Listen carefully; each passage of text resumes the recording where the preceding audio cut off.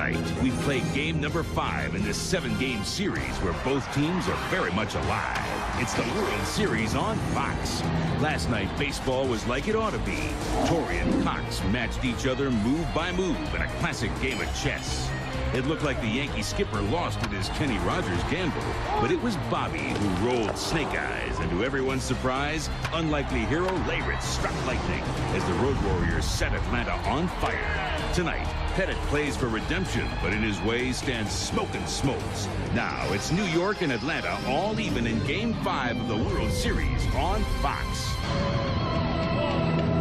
In 1965, Atlanta Fulton County Stadium opened its doors. In 1966, Braves' Joe Torre christened this yard with its first home run. The launching pad's most famous moment came in April of '74. Here's the pitch by Downing. Swinging. There's a dive into left center field. That ball is going to be out of here. It's gone. It's 7-15. There's a new home run champion of all time. And it's Henry Aaron.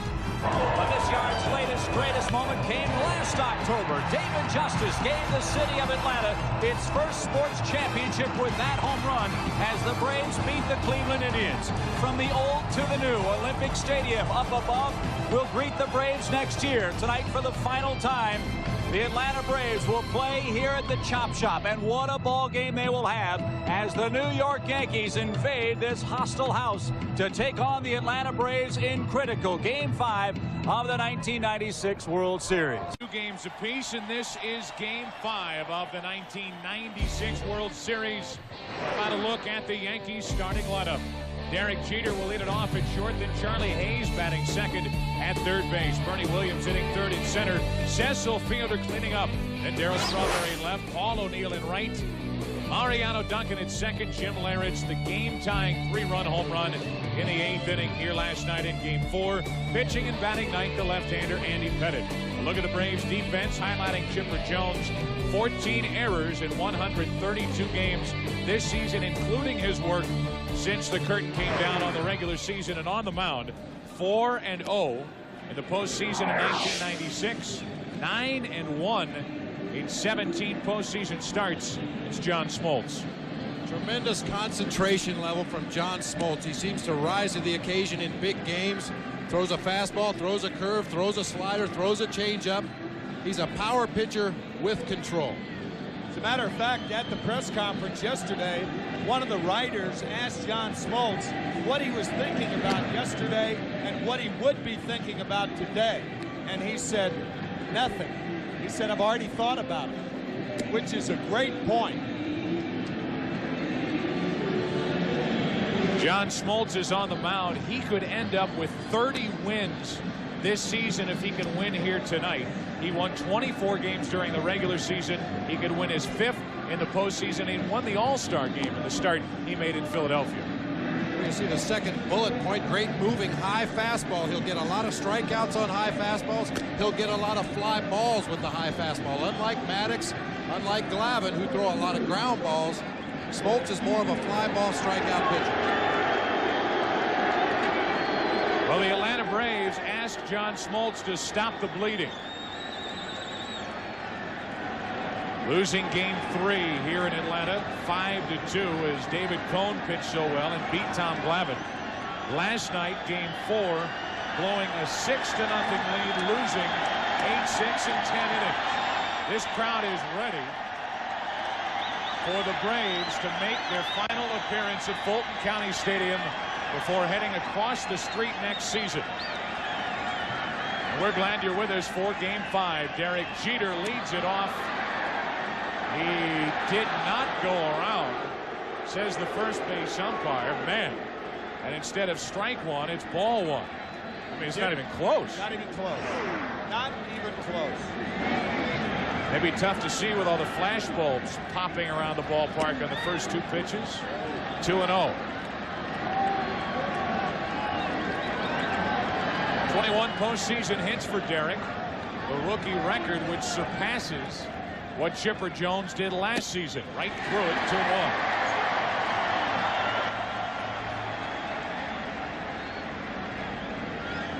Pitching on 3 days rest, John Smoltz. Last time August 11th.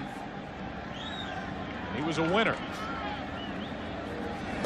For so many different rotations, it might be something out of the ordinary to pitch on 3 days rest, but for the Braves, with all the work they get, all the throwing on the side, and at times going on 3 days rest, no big deal. 3-1 on Jeter, leading off.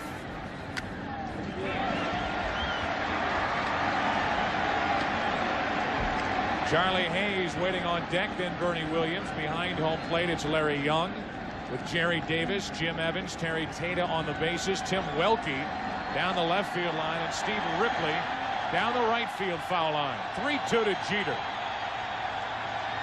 One away.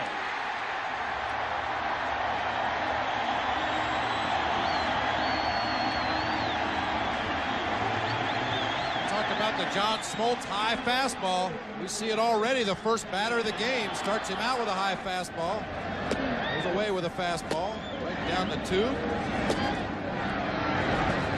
Ends up striking him out with a fastball up around the belt. Right on by. High rider. Now Charlie Hayes batting second tonight. Right through it again. Strike 1. Hayes last night broke through. He had 3 hits and a walk after coming into last night's game 0 for 6 in the series. Strike 2. You can see already the difference between John Smoltz and Maddox and Glavine. Smoltz has no movement on that fastball other than from his hand to the catcher's mitt. It's straight as a string, but it's got a lot of heat on it.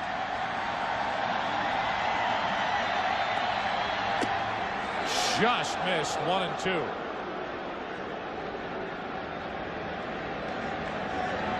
Just outside to Charlie Hayes. If you're going to miss 0 and 2, it's best to miss outside than over the plate. Now 1 and 2 on Hayes. 2 and 2. Well, 3 days rest, and Smoltz has already been able to hit mid-90s on our radar gun. He took care of Jeter, and he's 2 and 2 on Charlie Hayes. And all fastballs to this point of the ball game.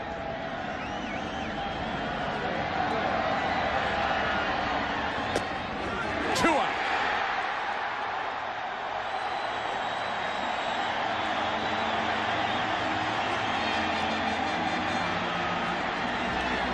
Splitting hairs on the outside corner. Right there. Remember, working both sides of the plate, in my opinion, a much more effective way of getting hitters out than strictly keeping the ball down. We've made that point several times during the series. It still applies. Here comes Bernie Williams, who is only division series. Strike 1 from Smoltz. Bernie had his big night here in game 3.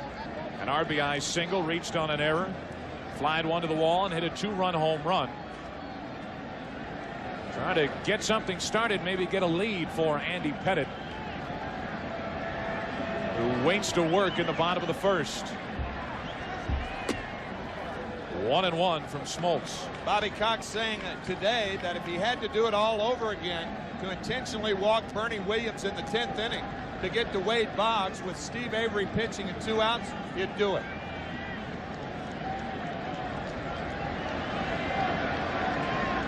Back-to-back strikeouts to start for Smoltz. Just high, and it's 2-1. Even the pitches that are missing from Smoltz are barely missing. Seems at the start to be able to put the ball where he wants. They're not really trying to trick anybody up to this point. You know, as a catcher, if you see a pitcher on the mound throwing this kind of fastball, why waste it with a breaking pitch? Williams late on that cut, 2-2. Why speed up the bat? Why speed up that bat? Absolutely. Sometimes you can sense it as a catcher. The guy's just got tremendous stuff. Let's just go with the number 1 until you feel he's starting to lose a little bit. Smoltz trying to strike out the side here in the first inning.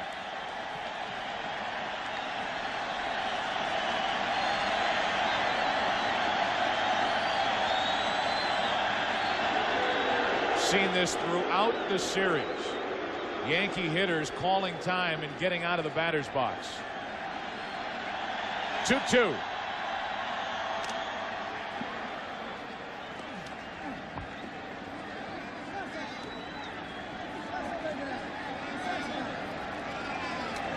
Bernie Williams trying to extend the first half inning for Cecil Fielder. Tino Martinez not in the lineup tonight for the Yankees, despite the right-hander on the mound for Atlanta.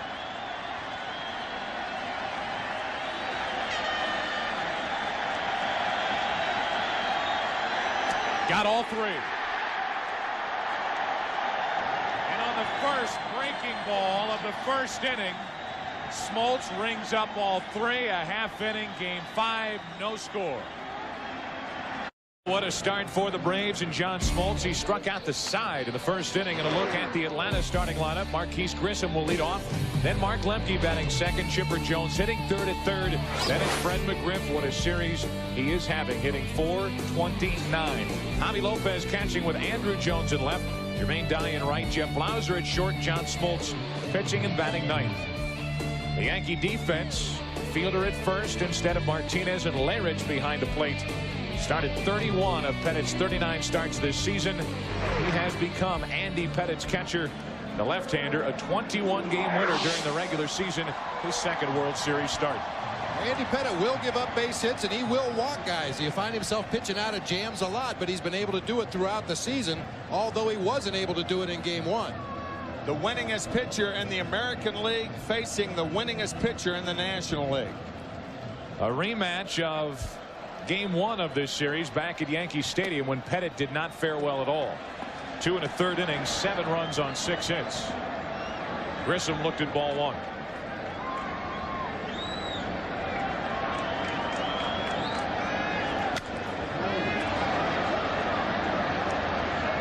Marquise Grissom has hit safely in his first 10 World Series games. 8 out of 19 this go-around. Good breaking ball, strike 2. All 6 against Cleveland last year and all 4 this year. Bobby Cox already into it with a home plate umpire, Larry Young. 1-2 on Grissom. 1 away.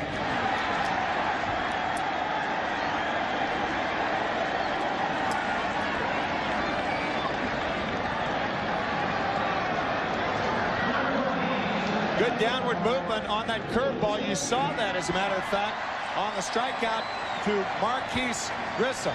Used his cutter to right-handers, especially in on the hands, and that is the key. Not to throw that cutter out over the plate, but to keep it inside the right-handers. You see that pitch he just made?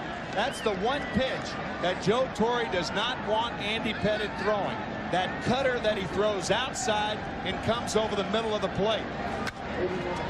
Down the right field line, that'll get out of play. 1 ball, 1 strike. You may remember that was the pitch that Andrew Jones hit out for the first scoring of the series, the 2-run homer at Yankee Stadium.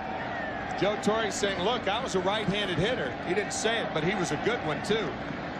And when that ball comes in the middle of the plate, just sails in there, that ball is hittable, so stay away from it. 1-1 to Lemke. That's foul. Strike 2. It's funny because I talked to Jim Lairich during the division series about Andy Pettitte, and he said if Pettitte has his good cutter and is able to spot it, he likes to use that pitch. The one that starts off the outside corner and tries to backdoor right-handed hitters. But I agree, that's a very, very dangerous pitch. Very little margin for error. Lemke a good rip on a pitch that was up, and the count stays 1-2. You might also recall in Game 1, Pettitte pitched almost exclusively inside in his short stint. Very few pitches on the outside part of the plate, and the Braves hitters made adjustments very quickly. 2 out, and a big hook from Andy Pettitte, and back-to-back strikeouts for Pettitte here in the first inning. Well, Pettitte has thrown more curveballs in this game than he did in all of Game 1. 2 fastballs there, a big hook that Lemke pulls foul, another hook that stays up. Good one down low in the zone right there. Boy, that was a yacker similar to the one he struck Grissom out on. We've seen 5 hitters. We've had 5 strikeouts. Now Chipper Jones flies to right. And a quick and easy first inning for each starter here in Game 5. After 1 in Atlanta, Yankees and Braves, no score. But John Smoltz looked absolutely unhittable in the first inning. Wow. That's the president of the Dennis Rodman fan club right there. Yeah. Talk about taking it to an extreme. John Smoltz did with 3 strikeouts in the first inning. He went right through the Yankees, and now Cecil Fielder looks at a ball low from Smoltz. It'll be Fielder, Strawberry, and O'Neill. Cecil has had a very good World Series and has worked his way into this lineup no matter who is on the mound for the opposition. Made the starts against the left-handed pitchers Glavine and Nagel, and because of the struggles of Tino Martinez and the way Cecil's swinging the bat, here he is making the start against Smoltz. 2-0 the count. Pretty good swing, 2-1. Well, Joe Torre, a manager that's not afraid to play his hunches. You know, he's really opened himself up for some second guessing by not starting Boggs at third base and Martinez at first base, the 2 left-handed hitters. But this man knows his ball club a lot better than the second guessers do. He's gone with the hot hands. 2 balls and a strike. To the left side and through. Off the glove of Chipper Jones, a leadoff hit. Fielder 6 out of 16 in this World Series. Cecil is picking it up a bit. I'll tell you, on that ball down in the zone, he is supporting a lot of little fielders and supporting them very well. You cannot test Cecil Fielder on a ball from the thighs down.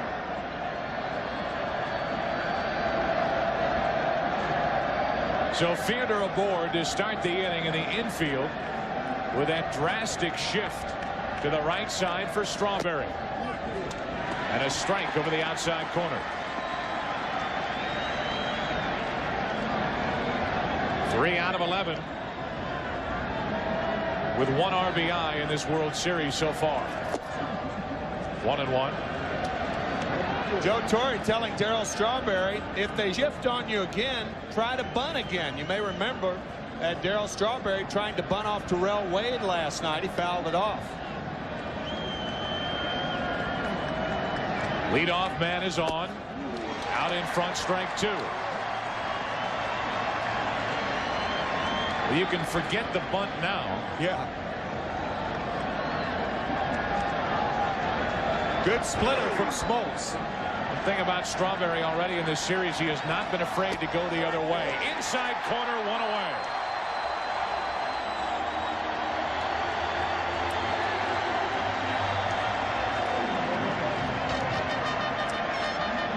Strawberry likes the ball down and in, but this pitch is up around the belt. You can see he gives with it. Smoltz gets the inside corner for the called strike 3. Maybe gets a little more than the inside corner. It's interesting night to night, not only between the American League umpires as opposed to National League umpires, but just umpire to umpire to figure out what the strike zone will be in the first inning. Smoltz is trying to find it. He's doing a good job. He struck out 4 in the 4 outs he's picked up. Well, that strike zone is a very subjective thing. It'll change from umpire to umpire, not only from league to league, but from individual umpires within the league. Larry Young behind home plate tonight has the reputation of being a little bit inconsistent around the strike zone. Strike 2 from Smoltz. By that I mean he may call one pitch a strike, and the next pitch may be in the same location and it will be a ball, and that's the kind of thing that drives hitters crazy. Smoltz looking for his 5th strikeout. Have to wait another pitch. O'Neill only 1 hit in this series and hitting just .182 in the 1996 postseason. Pinch hit here last night and struck out in that 3-run 6th inning for New York.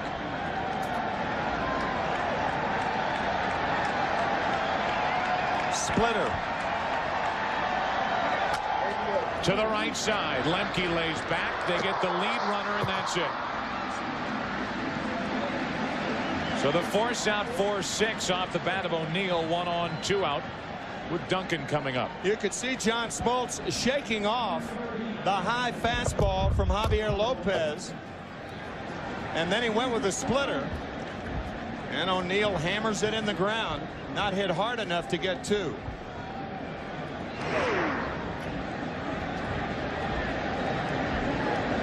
So Fielder back to the dugout. O'Neill will run the bases. 2 out. Remember, O'Neill has that bad hamstring, bad left hamstring. Here's Mariano Duncan. He looks at a ball from Smoltz. .340 during the regular season for Duncan, but only 1 hit in this World Series.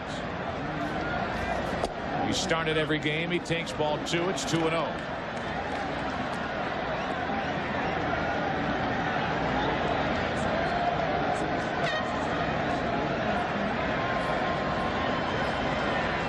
Dwight Gooden in a familiar position during the postseason on that dugout bench.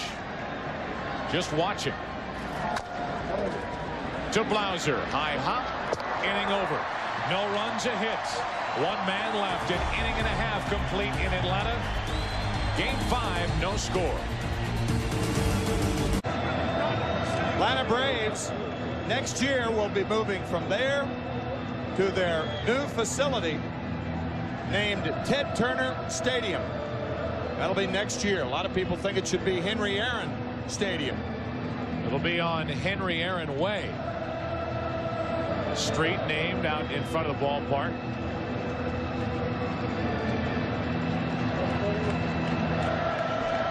The house where Hank Aaron hit that historic home run April 8th, 1974. Place that has become home to postseason baseball really since 1991. Here's McGriff. What a World Series Fred is putting together. Took a strike, now a ball, 1-1. It'll be McGriff, Lopez, and Andrew Jones for the Braves in the second against Andy Pettitte. Out in front, he went around, and it's a 1-2 count. Another big breaking ball from Andy Pettitte. He certainly learned his lesson in game 1. Changing speeds, using the big breaking ball tonight, spotting that cut fastball when he gets ahead in the count.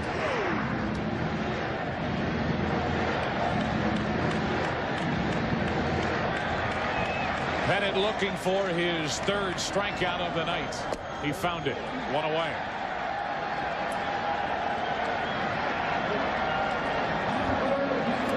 So 4 outs picked up by Pettitte, 3 on the strikeout. It's pretty clear that the Braves are facing a different Andy Pettitte tonight.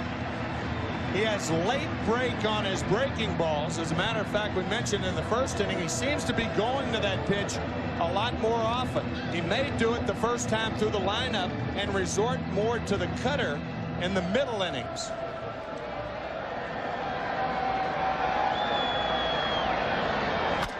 Javi Lopez grounds to second on the first pitch.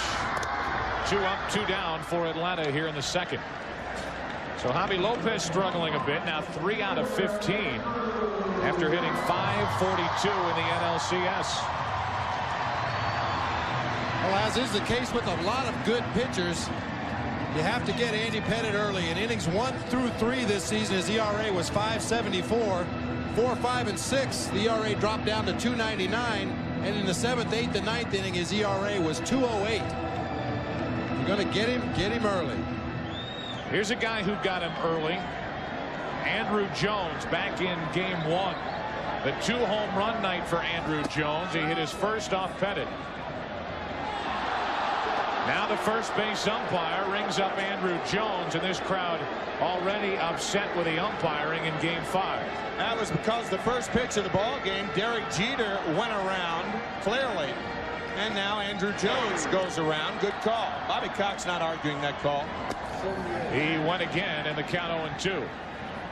This is something we have not seen from Andrew Jones throughout this series. We talked about it in game 2 and 3, how he seems to get good cuts every at bat. We hadn't seen him check his swing, but already in this first at bat, 2 check swings. It could be an indication of how deceptive Andy Pettitte's breaking ball is. 2 out, nobody on, and that wasn't very deceptive. 1-2. Well, that's exactly where he wanted to throw that. Maybe not exactly where he wanted to throw it, but you could see Leyritz, after he gave the sign, Put the palm of his glove down towards the ground. Keep it down. Keep it down. You can see his glove almost on the ground there. Hope to get Jones to chase a bad pitch. Again, 2-2. Jim Leyritz needed a shovel to field those last 2 balls. There'll be plenty of them around here in not too long. Ball's under the plate. Nice block. 2 out, nobody on here in the 2nd inning for Atlanta. And from 0-2 to 3-2. Jermaine Dye waits on deck. Say this for Bobby Cox. He is not one to tinker with his lineup and not one to react from game to game. Staying with the 2 rookies back-to-back in the lineup. And Andrew Jones draws a 2-out walk. Little shake of the head from Joe Torre as Pettit let Andrew Jones get away after getting out in front 0-2. And now the fun starts at first base. Andrew Jones with 89 stolen bases the last 2 years in the minor leagues. Andy Pettit with the best move in the major leagues, the best pickoff move to first base. 11 pickoffs this year.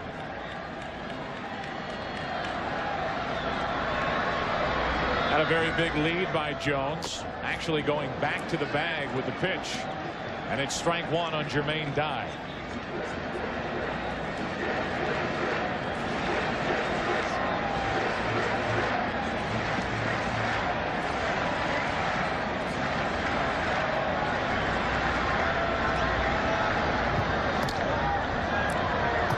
You're not really sure if Andrew Jones had a good read there or not because he was going back on the move before as well. He's looking to home. He's going to throw to first. 1 on, 2 out after the walk. Now Jones running. The pitch is a strike, and Andrew Jones steals his first bag in the postseason. I think what Andrew Jones, a very intelligent young player, did, he realized that Andy Pettit's right foot went behind the left leg. When the right foot goes behind the left leg for a left-handed pitcher, he is committed to go home. Jones picked up on it and stole second base. So a base hit could put Atlanta out in front. It's an 0-2 count on Jermaine Dye. To the shortstop, Jeter. 2nd inning over. No score after 2 in Game 5. Back to Fulton County Stadium after this from your local Fox station. Key Hero will stand in to lead off the 3rd inning. Last night, Game 4, 2 on, 1 out. The high hanging slider from Wohlers, and Leyritz knew what to do with it. The 3-run home run that tied the game at 6 in the 8th inning. A game the Yankees won 8-6 in 10 innings. One of the biggest swings of a bat in World Series history. Yeah, and if the Yankees go on to win this series, it'll be known as the at-bat to New Yorkers. Strike 1 from Smoltz, who has allowed 1 hit.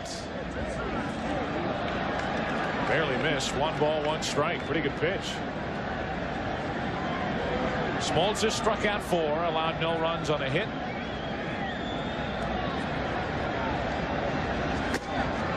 Little high. Every ball that's been put in play so far, a little different for Smoltz. It's been put in play on the ground. Normally a fly ball strikeout pitcher. 2-1. Outside corner, 2-2.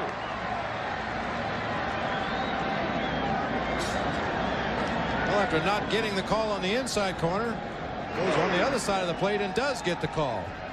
2-2. It's out of play.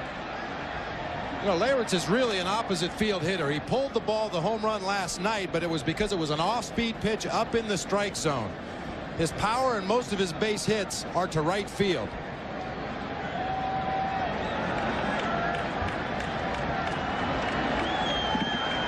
Leading it off in the 3rd inning.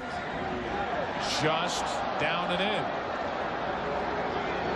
And a 3-2 count with Pettit on deck. who has never batted in the major leagues.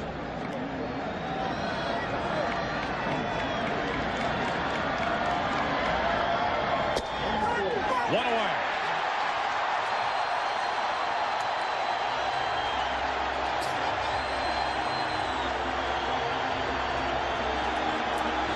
Larry Young called that pitch earlier in the count. This ball right there. Nothing liberal about that call, strike 3, in my opinion. 5 strikeouts already for Smoltz. A lot of times a catcher will catch that ball actually about 3 inches off the plate, but it hit the front corner. Here's Andy Pettitte, first career plate appearance facing John Smoltz. 0-2. How do you like his chances? Well, I don't know. We didn't give Graham Lloyd much of a chance last night, but he went up there and took his hacks. Heck, the first Yankee hit last night was by Kenny Rogers. Ain't gonna happen tonight. Pettitte quick and easy, and 6 strikeouts for Smoltz.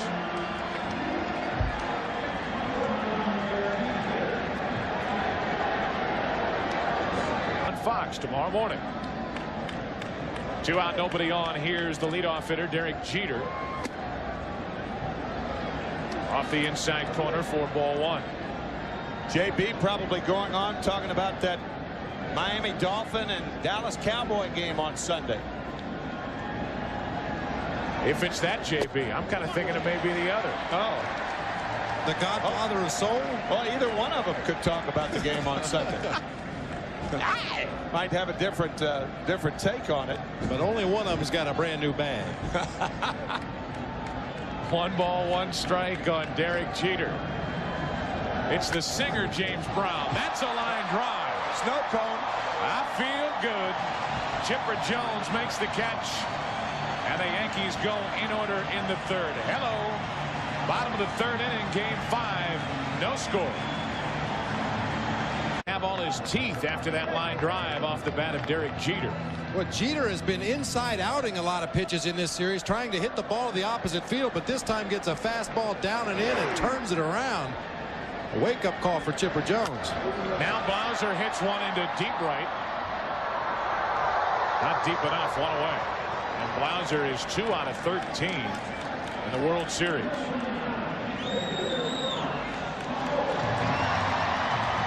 Here's Smoltz.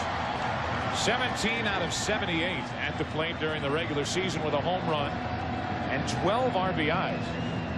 Big total for a pitcher in the postseason. Has 2 hits in 9 at bats. And a strike from Andy Pettitte.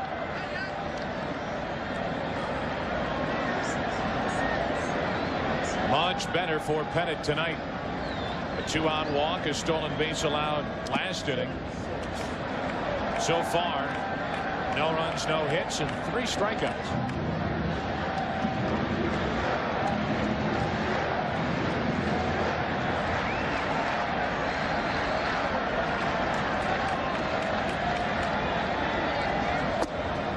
Two and 1.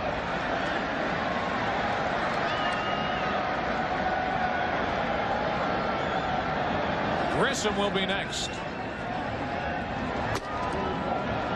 Chasing a pitch on 2 and 1. 2 balls, 2 strikes. That was a showcase swing right there by John Smoltz. He's a very good athlete, a good eye at the plate. He runs very well. Got the count in his favor and tried to let one go. Now a good swing with 2 strikes to stay alive. It's still 2 and 2.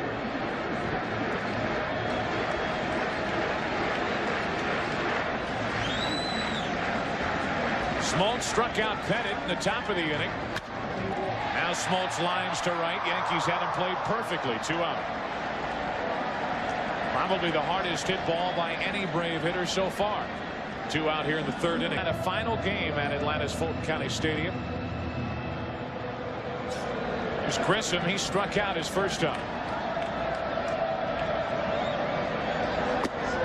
This ballpark was quickly put together in 1965 before the baseball season. At that time, the city of Atlanta thought the Braves were coming from Milwaukee in '65. They didn't get here until 1966. And this is the 31st year of baseball here at Fulton County Stadium.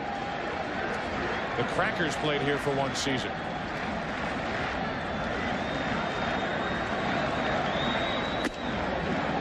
Three and 0.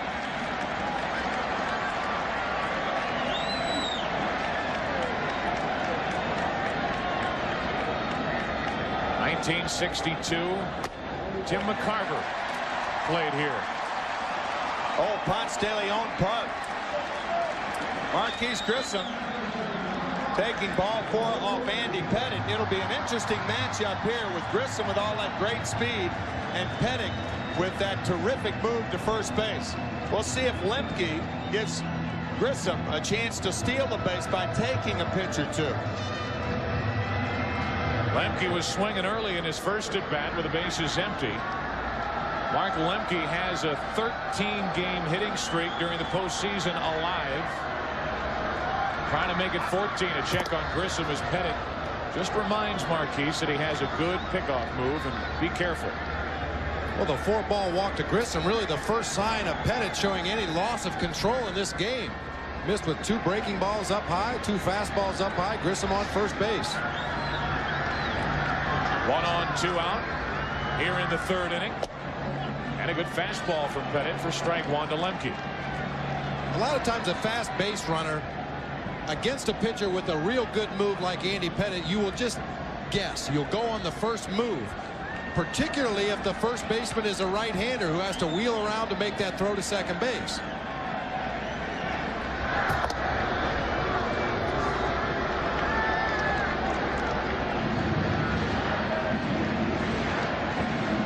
Cecil Fielder has already made 1 good throw in this series while playing first base. He is by no means a liability when he plays in the field. Strike 2 on Lemke. Well, that position at first really built for a left-handed thrower. Because when he fields the ball and goes to second base, it's a much more natural throw to go to second. A right-hander has a lot more to do. Get inside the line, move the feet around, make the perfect throw. One advantage Fielder has is his size. He's so big. Almost look over the runner's head. Grissom draws a throw, and he may have been leading there. Yeah, he doesn't have to move inside the line. He's already there.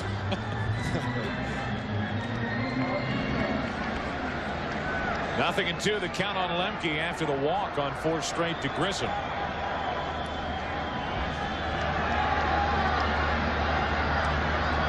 Late break.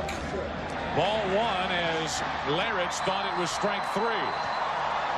Well, see, catchers are trained with 2 strikes to try to get the strike. That's why Larich didn't shoot out of there. If he gets the strike, the inning's over. Larich, I think, thought the ball was a strike. Grissom steals second, uncontested. Pitch could have been a strike. Remember, it's not where the catcher catches it. It's where it goes over the plate. Larich could have taken the pitch away by getting up. Now a base hit could put Atlanta on top. 1-2 pitch. Strike 3 called. A late call. That brings Bobby Cox out of the dugout. That pitch was lower than the 0-2 curveball. Andy Pettit will take it. Bobby Cox can't believe it. No score after 3. Cox, after strike 3 was called on Lemke, and here's another look. Actually came out of the dugout. Well, when the catcher's glove goes in the dirt to catch the pitch, I think you got a pretty good reason to beef. Smoltz back to work, and he delivers strike 1 to Charlie Hayes. Unless it was the greatest curveball in the history of the game.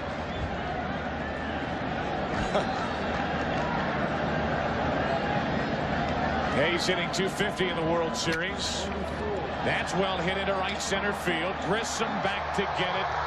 Drops it. Hayes will end up at second base as the ball falls in right center. I think Jermaine Dye shielded Marquise Grissom. And I don't think Grissom had a full view of the ball. Watch how Dye cuts in front of Grissom. And he's tall. Jermaine Dye is 6'4". I don't think Grissom had a legitimate shot at that ball. I think he lost it because of Dye.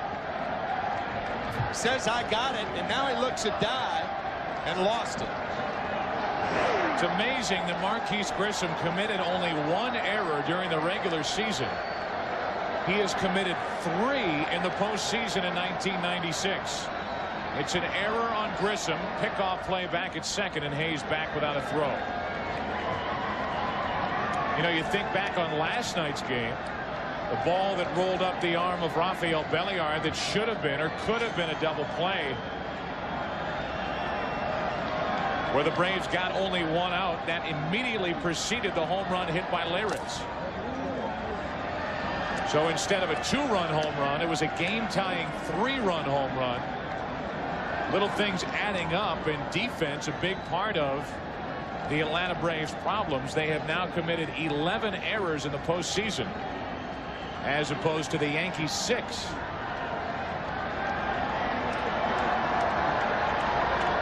Runner at second, nobody out, and it's 2-0 on Bernie Williams.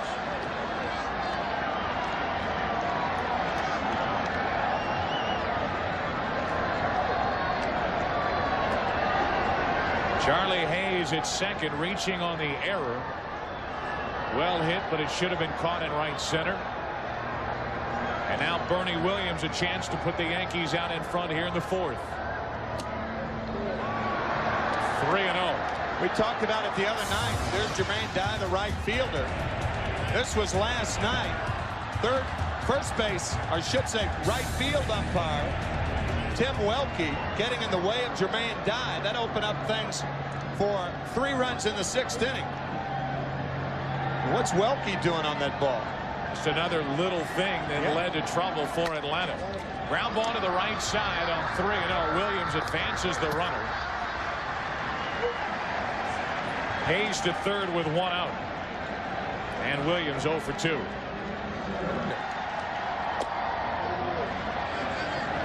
Ball 1 from Smoltz. I think it'd be fair to say neither pitcher right now knows exactly where that strike zone is. Talked about it last inning. I'm sure after Smoltz witnessed strike 3 called on Lemke in the bottom of the 3rd. He's still searching for it. Fielder down the left field line. It's fair.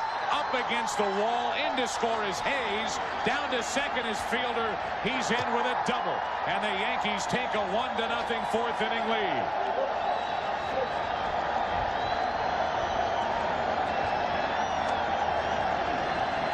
That is Cecil Fielder's first base hit with a runner at third in less than 2 outs this season. Was 0 for 7 during the 96 regular season, but hooks one down in the corner and has to work hard to get to second base.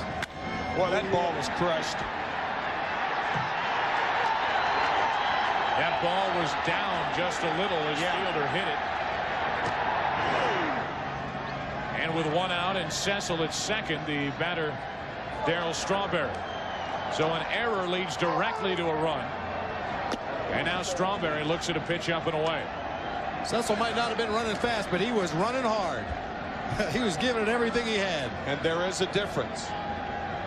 Fielder making it down to second base after a very poor throw from Andrew Jones in left field. Strawberry struck out his first time. 1 ball, 1 strike from Smoltz. You can see that after the first inning, when John Smoltz threw all fastballs, he's now mixing it up using all of his pitches. His fastball is also not as explosive as it was in the first inning. Into center field, broken bat fly ball to Grissom, 2 out.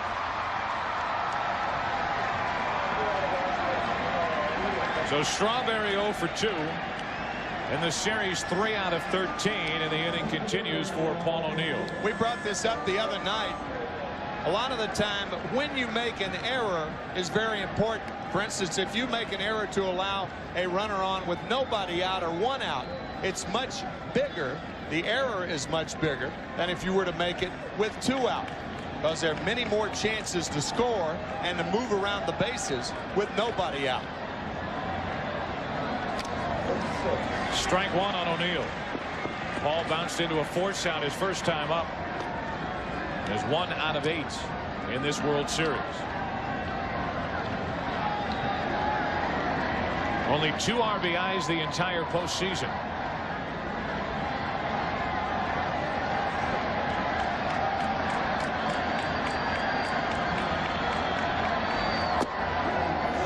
While O'Neill has struggled driving in runs, Tino Martinez hasn't driven in a run. Either is Tim Raines. Cecil Fielder has now driven in 14 runs during the postseason. And he's put the Yankees out in front here in the 4th inning. He's at second, 2 out. And Smoltz falls behind O'Neill, 2-1. The runners in scoring position during the regular season. O'Neill drove in 68 of his 91 runs.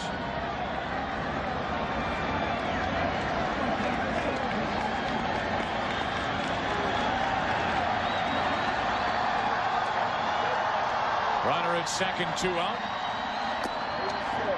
And a 3-1 count on O'Neill.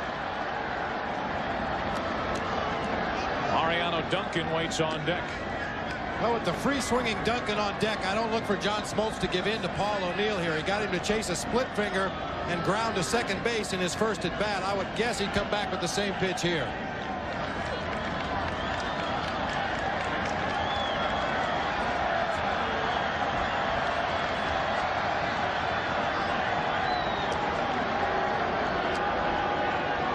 Smoltz and Javier Lopez having a tough time getting together on what to throw O'Neill with a count of 3-1.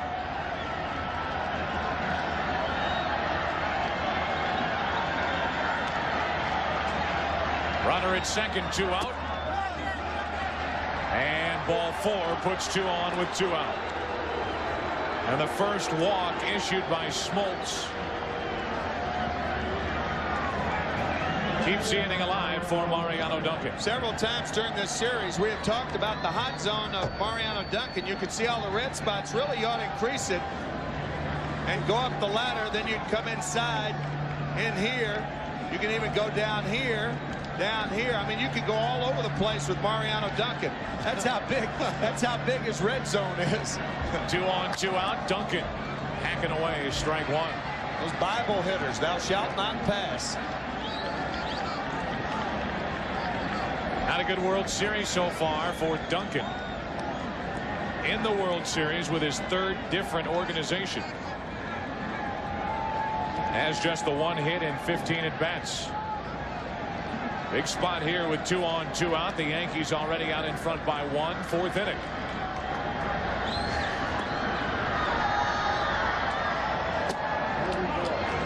One ball, 1 strike. In our Fox box, top left-hand corner of your screen, the runners at first and second. The red dots, there they are. Fielder the lead runner with O'Neill the trailer. Yankees up by 1, 2 out in the inning.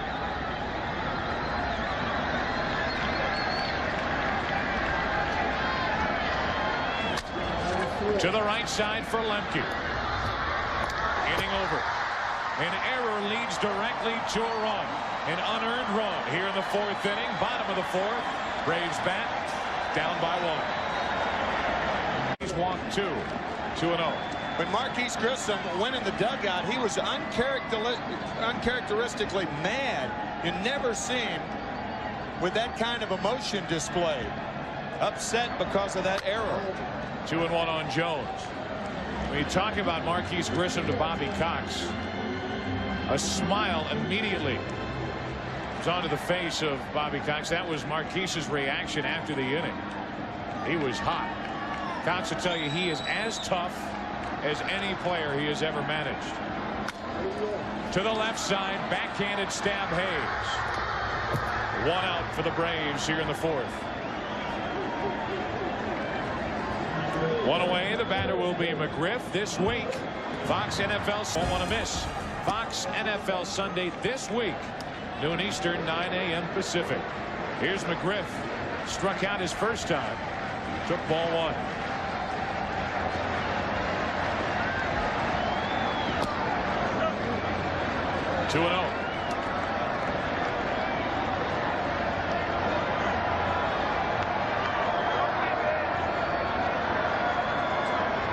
We're still talking about it. Marquis talking to his roommate about that.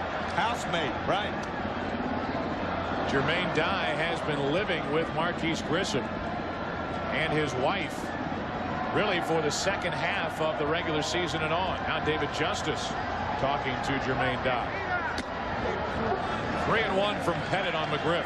Well, the standard rule of thumb in baseball is that the center fielder is the captain of the outfield, and Grissom is a great center fielder. He covers a lot of ground.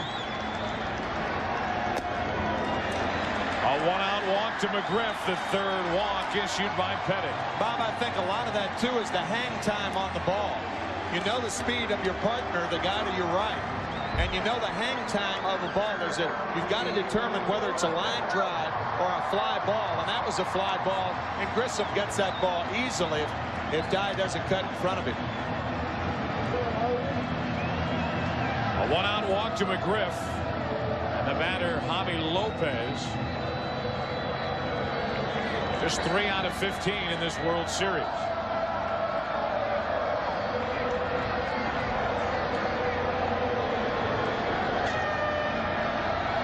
Jones grounded to third, a walk to McGriff, and now the first to Lopez.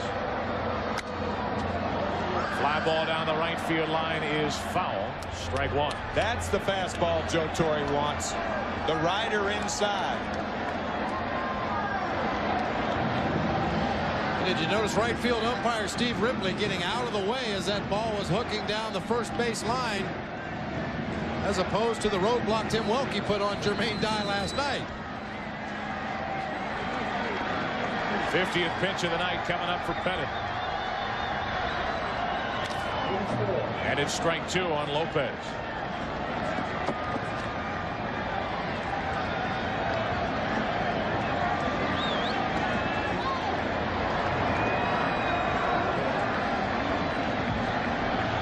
A one-out walk to McGriff, and 0-2 count on Javi Lopez.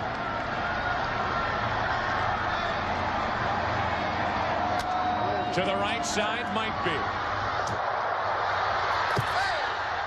Got them both. 4-6-3 to end the fourth. Pettit gets around the walk. We go to the fifth. Game 5. 1-0 New York. Here is last night's Chevrolet player of the game. It's Jim Leyritz. Struck out his first time, struck out looking. It'll be Leyritz, Pettit, and Jeter for the Yankees in the fifth. Dye going to get it, dealing with a bullpen, and out of his reach for strike one.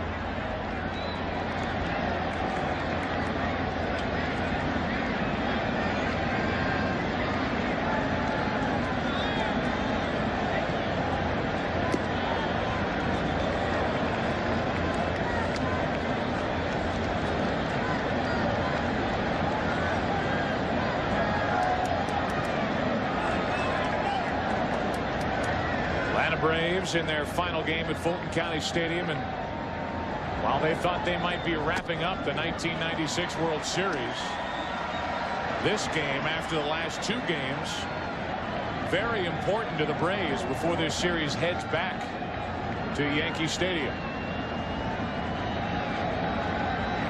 0-2 the count. Leyritz stays alive.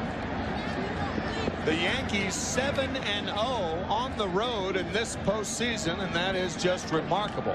By the way, that's their longest road winning streak of the year, even regular season. The third longest streak in postseason history, the 7 in a row. Leyritz steps out.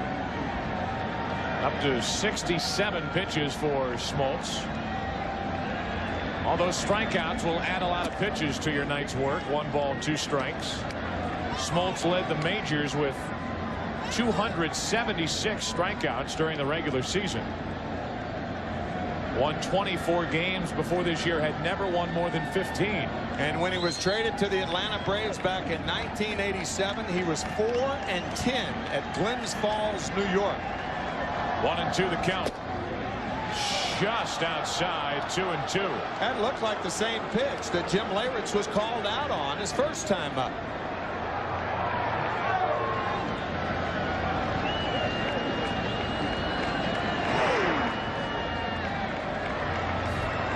That says it all. 2-2 the count. Leyritz at the plate, now 3-2. Well, Smoltz has dropped down sidearm 3 pitches this at bat to Leyritz. 2 fastballs earlier in the count. Sidearm slider right there tried to get Leyritz to chase. Full count.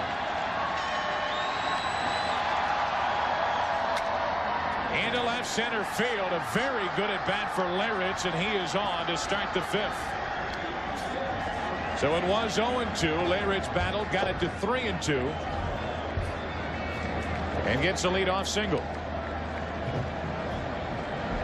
The Fox pitch by pitch on Jim Leyritz. A fastball away. A drop down fastball. Another drop down fastball. Tried to get to chase the overhand slider. The overhand fastball. Sidearm slider. Fastball outside part of the plate. Leyritz goes right up the middle with it. So Leyritz now 3 out of 8. And he allows Pettit a chance to try and bunt. Ball 1. And if he's successful, it will be the first successful sacrifice bunt by a pitcher in World Series play since 1990. Bob Welch of the Oakland Athletics laid one down. 1-0 from Smoltz. Now 2-0.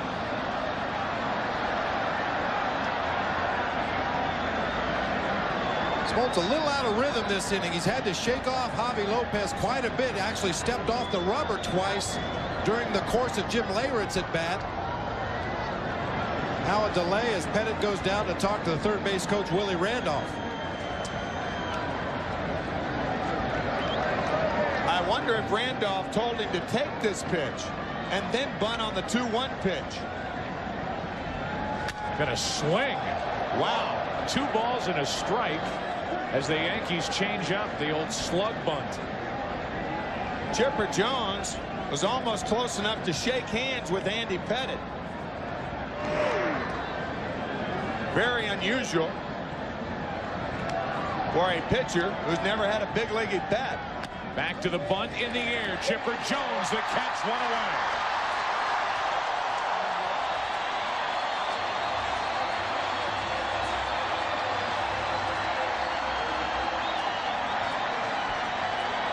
Well, this is why they let Andy Pettit swing the bat on the 2-0 pitch. Jones actually catches this ball almost in the batting circle around home plate. He was cheating so close to the plate.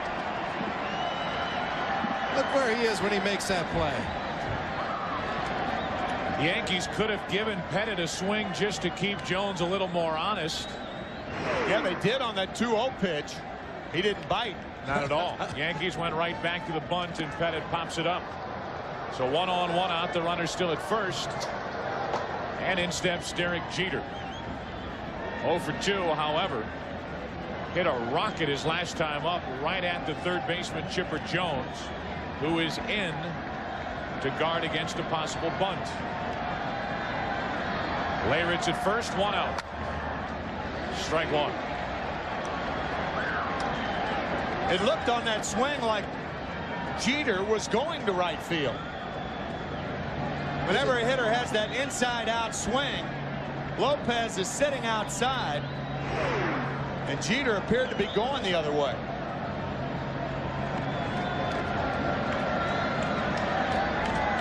Throw to first base.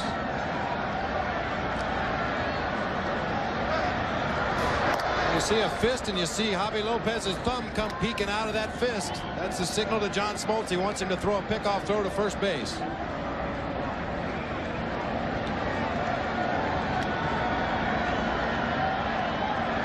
And 1 to count on Jeter.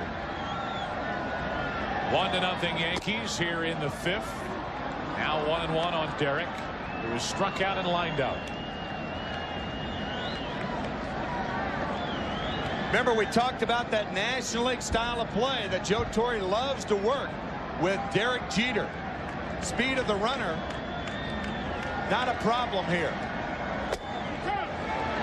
Strike 2.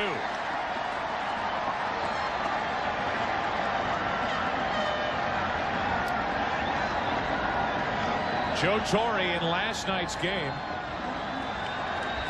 used 22 players.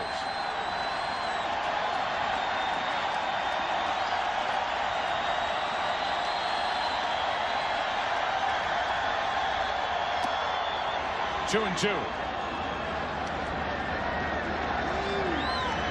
Joe Torre managing back in a National League ballpark, and he used them all, and it worked. Called on his last weapon, Wade Boggs, who drew the bases loaded walk to put the Yankees out in front for good. That came in the 10th. 2-2 on Jeter. Good swing. It'll stay 2-2.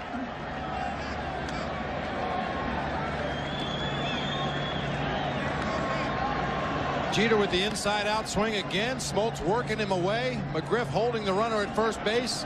Big hole on the right side of the infield. I think more than any other hitter on either side, Jeter is inclined to go the other way with 2 strikes. 1 on, 1 out. The other way into right. Jermaine Dye, the diving catch. 2 gone.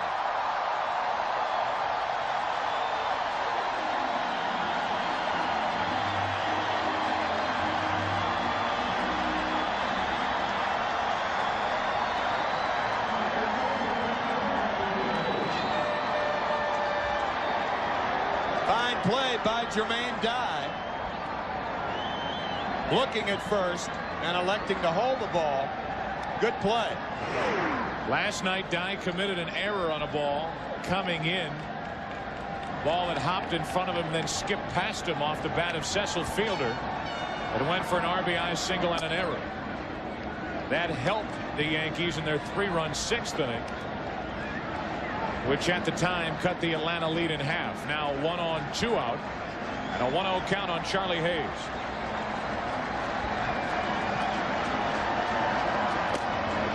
Strike 1.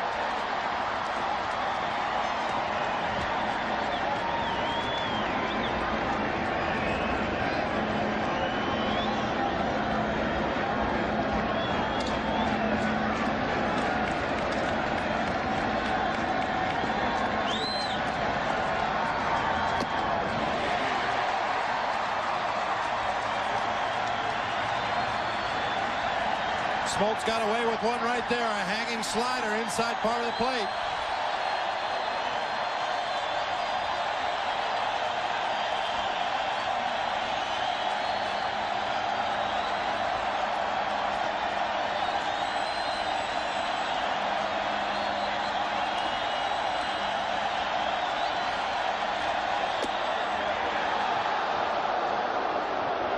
2-2.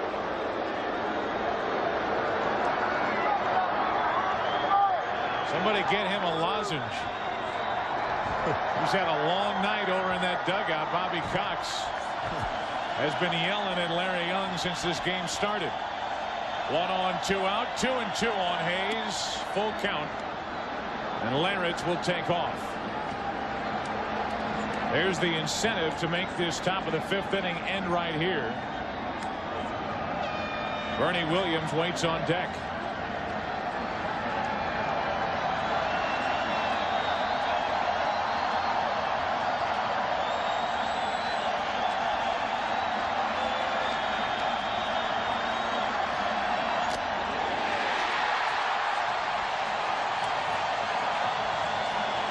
Halfway through it in game 5, 1-0 New York. The Yankees lead by 1 halfway through it. Bottom of the 5th inning, bottom of the order coming up. Andrew Jones, Jermaine Dye, and Jeff Blauser. And mercifully, between innings, we heard our last Macarena in this ballpark. I knew someone would bring that up. Knowing how you love it so. Andrew Jones looks at a strike. Sure that'll make its way across the street. No chance. Jones walked and stole a base his first time up. 1 ball, 1 strike.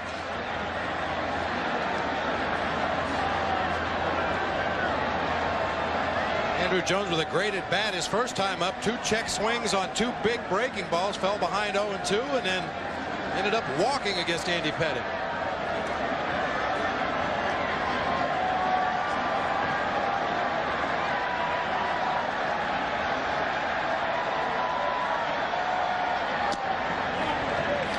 Just low, 2-1.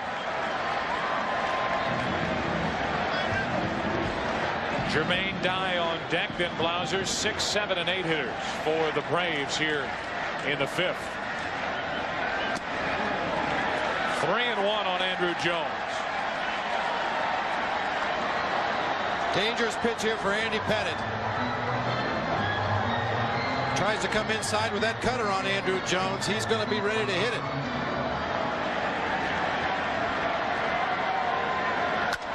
Up the middle, a base hit.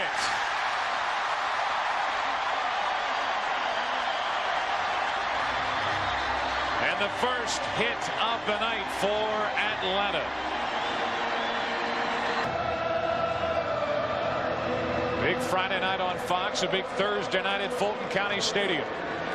Jermaine Dye to the plate after the leadoff hit by Andrew Jones.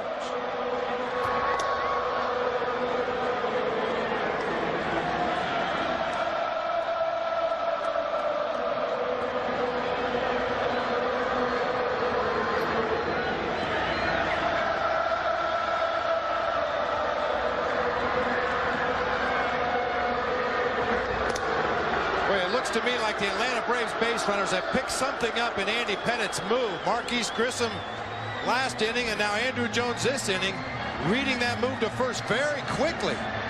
Usually when Andy Pettitte throws to first base, the runner will freeze momentarily and then have to dive back into the bag. They're reading it very well. Jones has already stolen a base tonight. There he goes. They have him picked off. The throw down. 1 away. Well, so much for that. Now that was awfully close to a ball. Yeah, I agree. I mean, that right leg almost went behind the left leg, if not fully. I think that's a balk right there. Once the right leg goes behind the left leg, well, it's close. Very borderline. Yep. I think the toe of the right foot, or the toes of the right foot, went behind the left leg. I think the Yankees possibly could have gotten away with something there, but it was very close. Once that right foot goes behind the left leg once again, the pitcher is committed to go home. Caught stealing, 1-3-6. And with one out, nobody on, Jermaine Dye pops it up to right. Paul O'Neill is in. 2 out.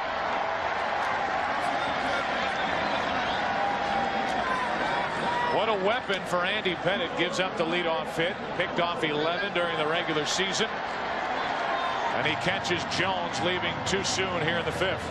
Not only is it a weapon because he picks guys off, but he forces runners to take shorter leads. Yeah. A lot of times they're going back to first base as the ball's delivered. Get a lot more double plays that way if he throws a ground ball.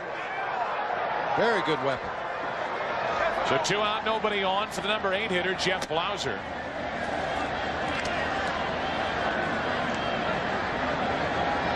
Hitting only 154 in the World Series. Came in hitting only 158 in the entire postseason. 1 ball, 1 strike. And at no point in no game has Bobby Cox done what we thought he may do earlier in the NLCS, and that is put Chipper Jones at short and Terry Pendleton in the starting lineup at third. Instead, it's been Blauser. And he's 2 out of 14 in the World Series. A leadoff hit, a man caught stealing after 5 in Atlanta. Game 5, 1-0 Yankees. A couple of young Braves fans on hand for the final game at Fulton County Stadium. One thing you can definitely notice as you watch different postseason events in any of the major sports, a Super Bowl has become so corporate. Stanley Cup final has become so corporate. You see so few kids in the stands at those events, but we've had a lot of fun shots of kids in this series already. That's foul down the left field line off the bat of Bernie Williams, and a lot of young people, when they grow old, will be able to say they saw the final baseball game played at Fulton County Stadium. Not only a lot of young kids in the stands, a lot of young kids on the field. Upper deck tickets today were selling for $550 here in Atlanta. Field tickets selling for $800, and no telling how much money were they requested for box seats. 500 is set up there, huh? 550. 500, you got a deal. 1 ball, 1 strike. About a 9% discount. Well, this series will go back to Yankee Stadium. Tickets were hard to come by in games 1 and 2. Can only imagine for games 6 and, if necessary, 7. 1 ball, 1 strike on Williams. He pops it foul, strike 2. Cecil Fielder waits on deck. He has the only RBI tonight. An RBI double with 1 out back in the 4th.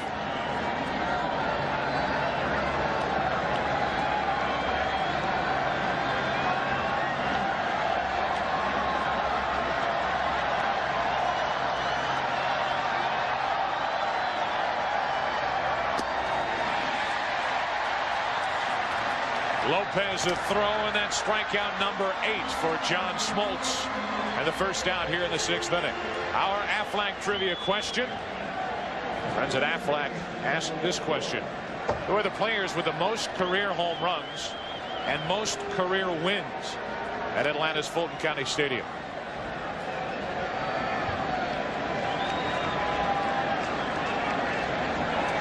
Dale Murphy and Phil Niekro come to mind as 2 guys that could hold those 2 titles.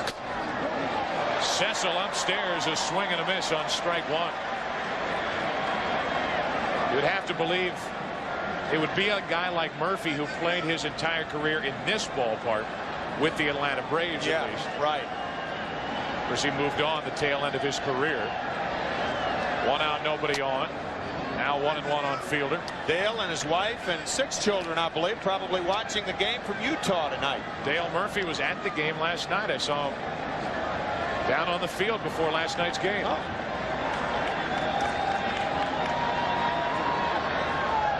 Williams struck out. Now 2-1 on Fielder. It's like Smoltz is deliberately trying to throw the high fastballs to Fielder this time around.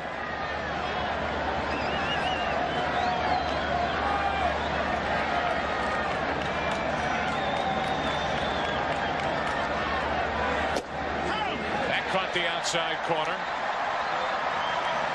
2-2. Well, after what Fielder did with the low inside fastball last time, John Smoltz would be advised to either stay away or stay up.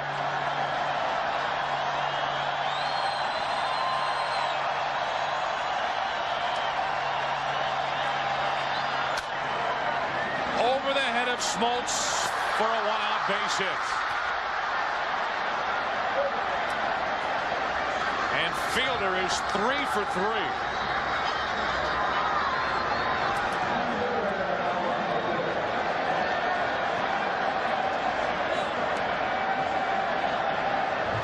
Nice effort by John Smoltz. The chopper back through the box, tries to climb the ladder and get it.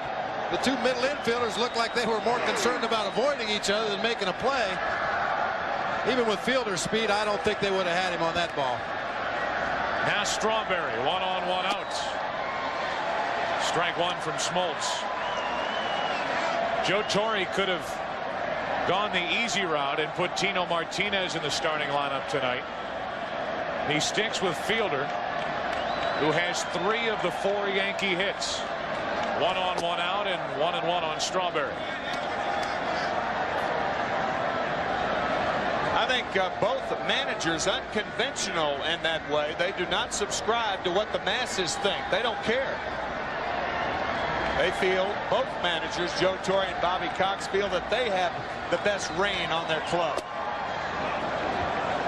Smoltz falls behind Strawberry, 2-1. See Cox asking Leo Mazzoni, that's his fastball?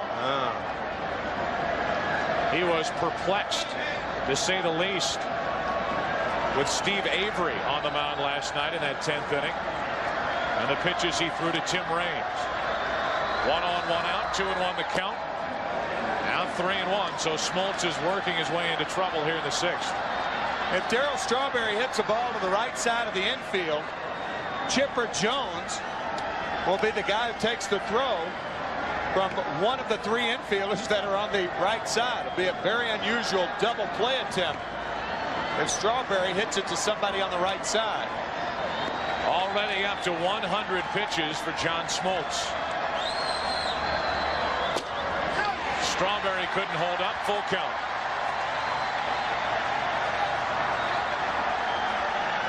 Very unusual approach there by Strawberry. Good fastball down and in a zone he usually likes. He goes way around. Very tentative approach.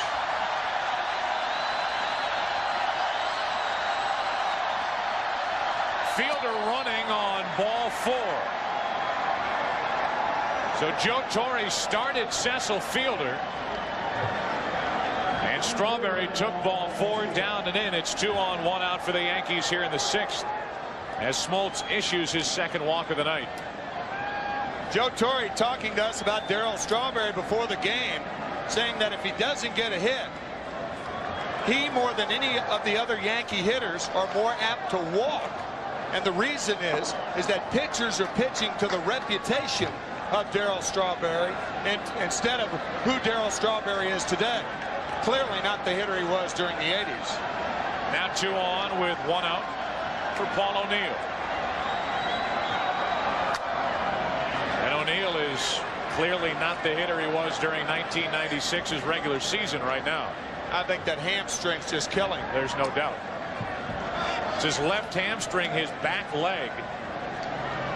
And it's bothered him to the point where in this World Series he's 1 out of 8. And he's driven home only 2 runs during the entire postseason.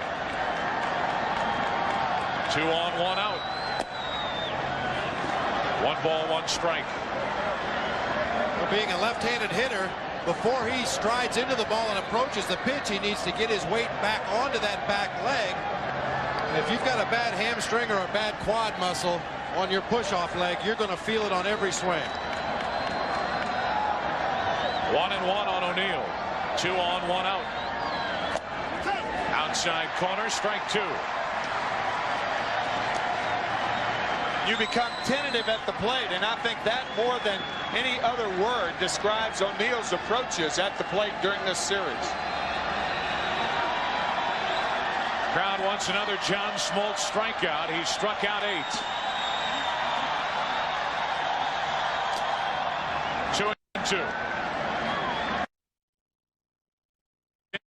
For these Atlanta starters, and the last 2 nights, as the Braves have had to go to their bullpen, the Yankees have scored their runs and won the last 2 games. 2-2 on O'Neill. Do it again. O'Neill already over 100 pitches here in the 6th inning.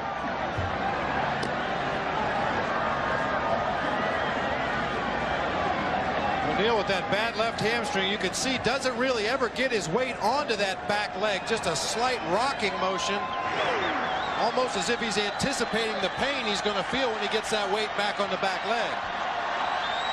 2-2 on O'Neill. Full count.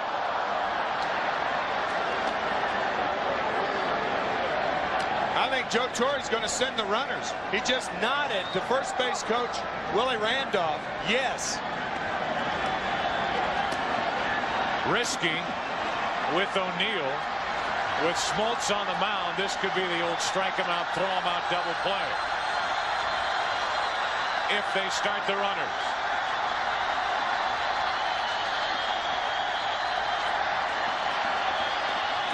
Runners going. Do it again. I think it's a good play because I think O'Neill is probably going to get a fastball, and because he's seen so many pitches from John Smoltz, and because it's the middle innings, he's more apt to put the ball in play on the ground. And if you hit it right at an infielder, it is a double play. But I think sending the runners with a 1-run lead's the right play here. O'Neill grounded into 21 double plays during the regular season, and that's when he had a good leg.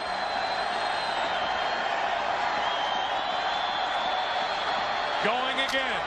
Hard hit to Lemke. They avoid the double play, and it's 2nd and 3rd, 2 out. By sending Fielder and Strawberry, the inning continues.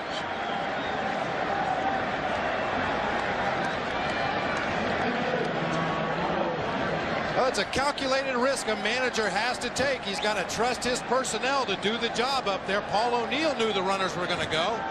He knew it was on his shoulders if that pitch was in the strike zone to hit that ball hard somewhere. And he did. And he did. But right at Lemke for the 4-3 ground out. And it's second and third, 2 out for Mariano Duncan.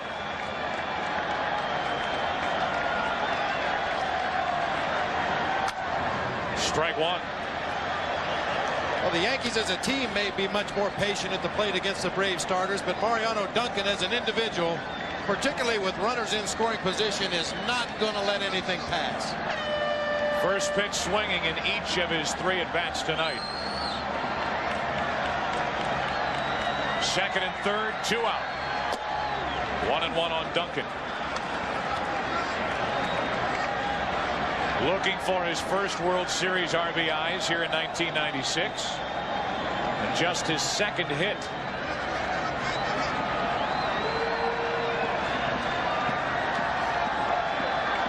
Smoltz trying to keep it a 1-run game.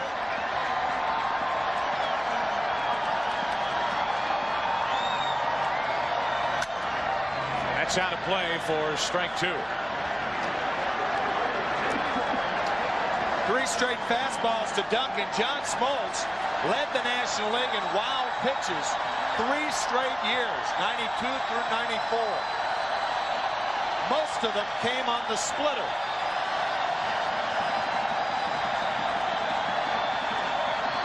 He had 10 this year.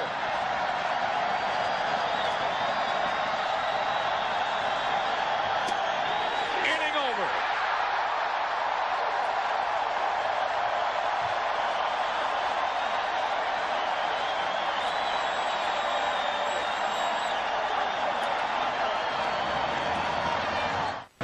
We are into the bottom of the 6th inning. Andy Pettitte has allowed only 1 hit so far.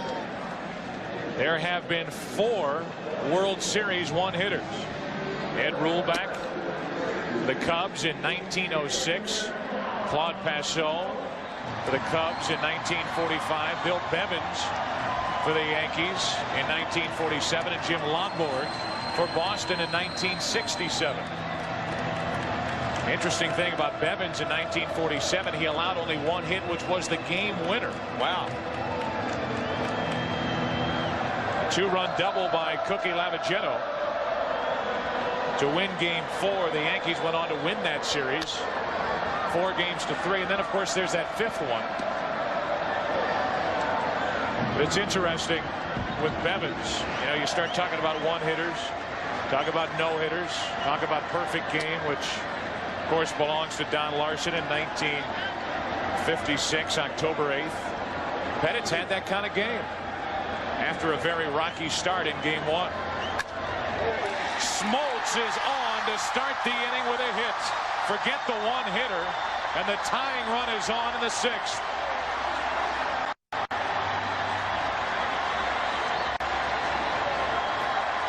Well, we told you earlier, Smoltz is a great athlete. Not only can he swing the bat, he can run the bases.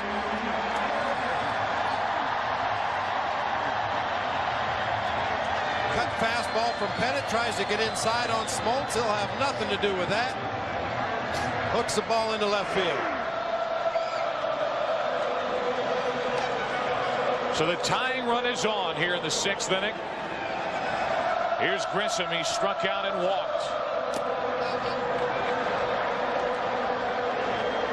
Bob, you mentioned that John Smoltz could run the bases. John Smoltz has 3 postseason stolen bases, 91, 92, and last year.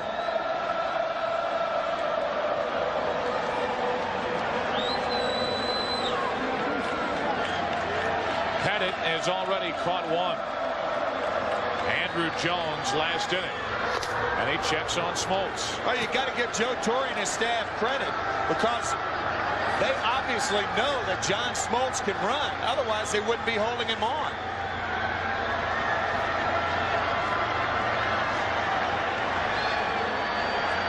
Grissom showed bunt on the first pitch from Pettitte. Again, strike 1.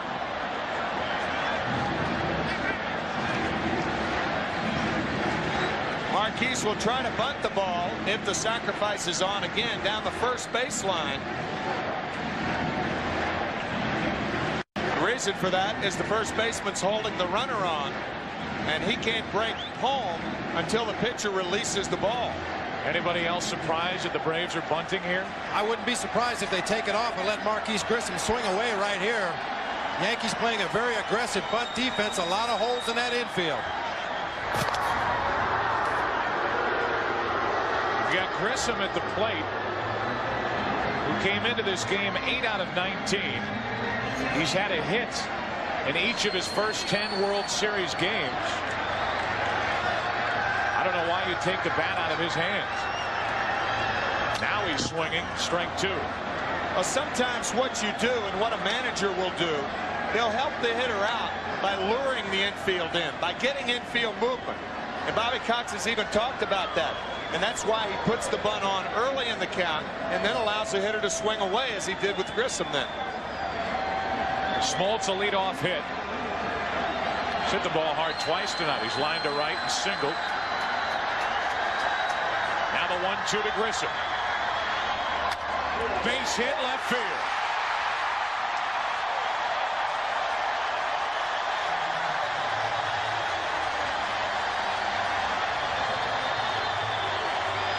Now we're going to see a bunt. Bet your house on it.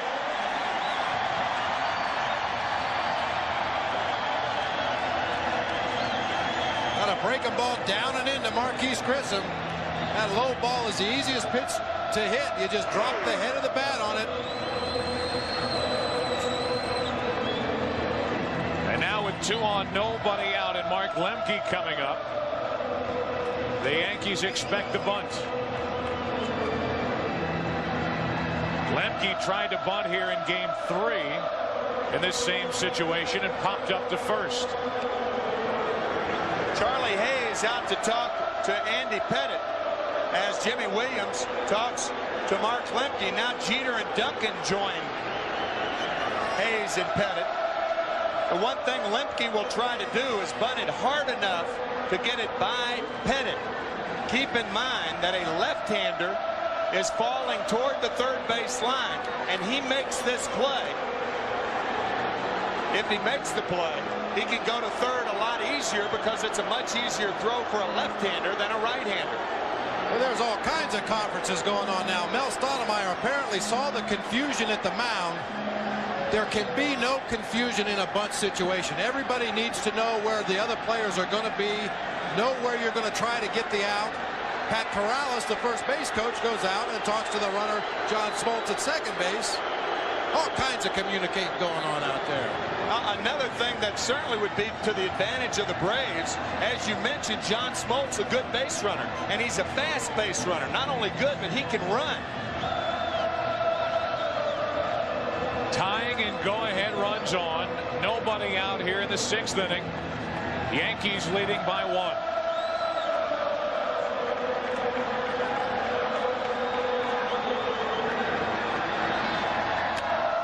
Strike 1.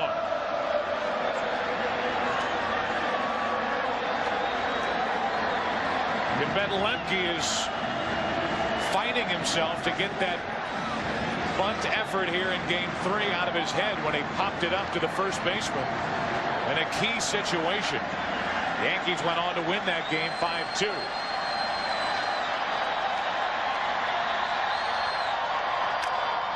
To Pettit. His throw to third. Out.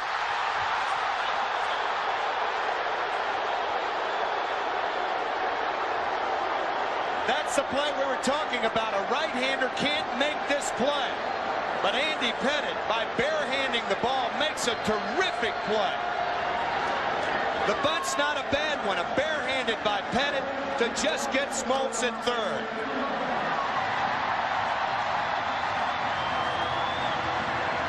Amazing for Andy Pettit, only 24 years old, in his 2nd World Series game. You talk about poise.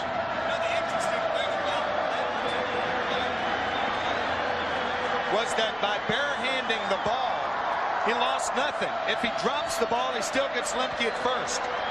Now Jones back to Pettit. You want more poise? 1-4-3.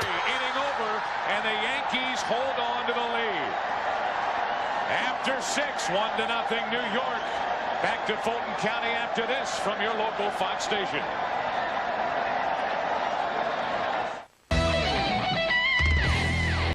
Well, what more do you want from 24-year-old Andy Pettit? Good play on the bunt. Outstanding on the double play.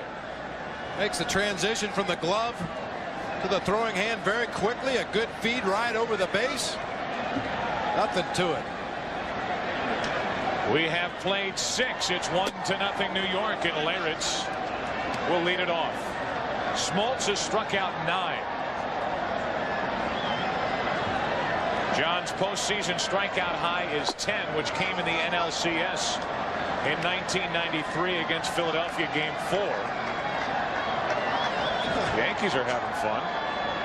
Well, Don Zimmer had a long conversation with Andy Pettit. I'm sure it was regarding if Jim Leyritz gets on base and he's asked to bunt, what to do if the Braves charge down his throat again. 2-0 on Leyritz. Now 3-0 as Smoltz wanted that call, didn't get it. Don Zimmer's always been a big fan of that slug bunt where you square around, show bunt, and then take a half swing at the ball.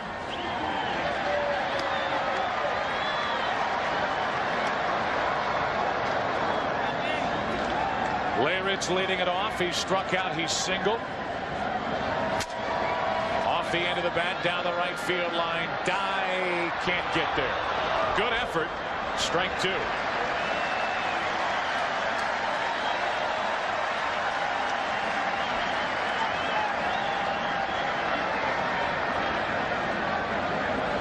Diving on that sandy gravel over there, you know you're going to come up with some burns on your elbows and knees, but don't leave it on the field. This is the World Series. Leyritz broke his bat, so he goes back to the dugout to get a new one with a full count of 3-2. By the way, there have been 42 10 strikeout games in the World Series. The last one from Steve Carlton in 1980. That should total 9. We haven't checked it, but that should total 9. Yep. They're right on it. A leadoff walk. Well, we've left you hanging long enough on our Aflac trivia question. Who are the players with the most career home runs and most career wins at Fulton County Stadium? For Dale Murphy, and that is right, 205.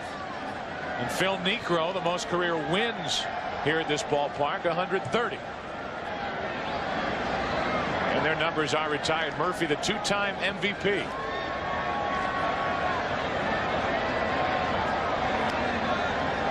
A leadoff walk, and now Smoltz will try to get around it. Pettit bunting, strike 1. Andy probably saying, well, I tested Chipper Jones the last time. And as we said, close enough to shake hands with him. Chipper Jones catching that bunt in foul territory about 10 feet from home plate.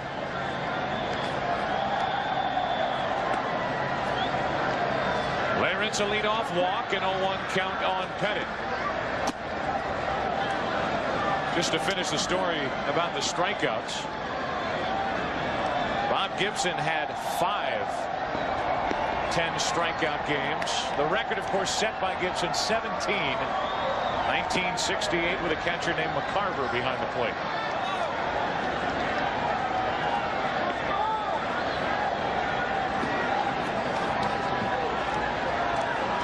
One and one, the count on Pettit. I really think the Yankees should switch up and let Pettit take a swing at this pitch the way the Braves are charging. You get your wish as Leyritz steals second.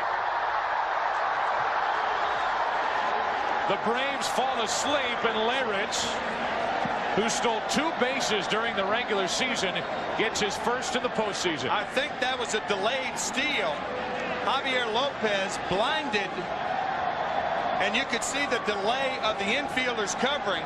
That would give, nope, he took off right away. It was not a delayed steal. Oh, the left-handed hitter, somebody's got to let him know. Now the bunt to Smoltz, and they have Leyritz hung up. and tagged out for the first out of the inning.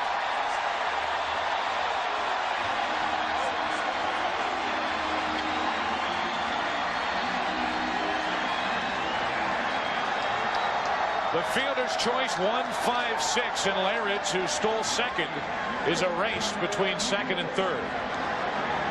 As a runner at second base with nobody at first, you do not have to advance on a bunt. It has to be a good bunt that you know you can get to third base. That ball was bunted hard right back to John Smoltz. Jim Leyritz hung out in no man's land. Leyritz had 0 time to get his bearings at second base after stealing second on the very next pitch. The bunt by Pettit. Now Andy is on at first with 1 out for Jeter, and that's strike 1. Well, you'd like to be able to bunt the man to third base, but really he's already in scoring position at second. You do not want to run into that first out of the inning at third base.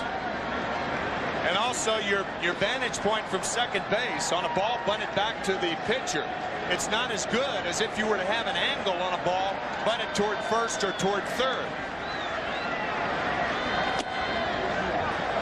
1 ball, 1 strike to Jeter.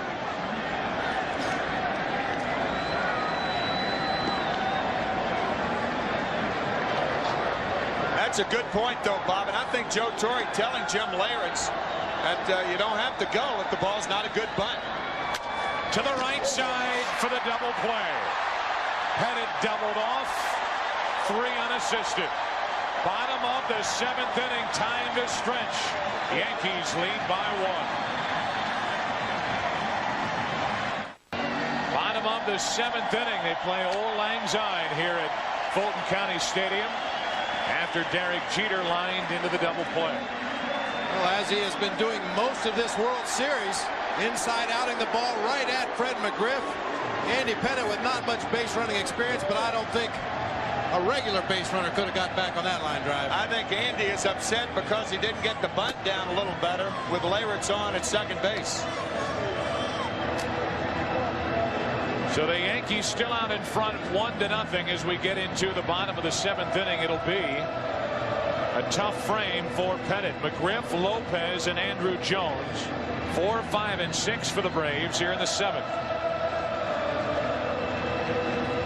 Fred walked his last time up, struck out back in the 2nd.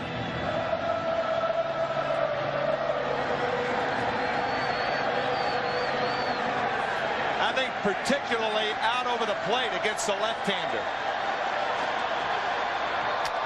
Back to Pettit, through Jeter. The leadoff man is on.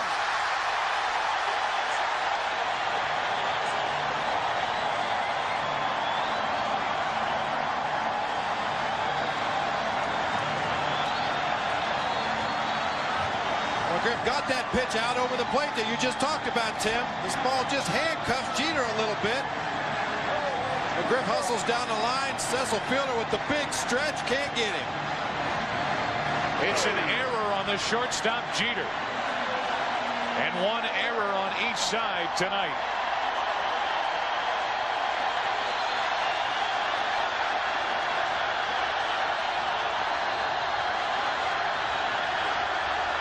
Here's Javi Lopez.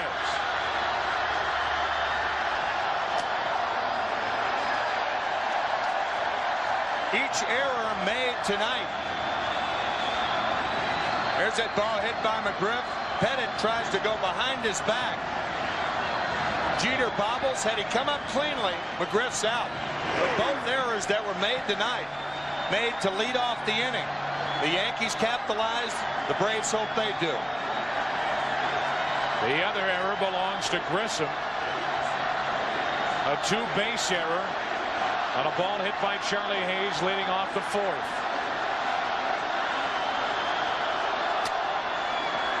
To the second baseman, Duncan. The only play is at second. And the force out 4 unassisted.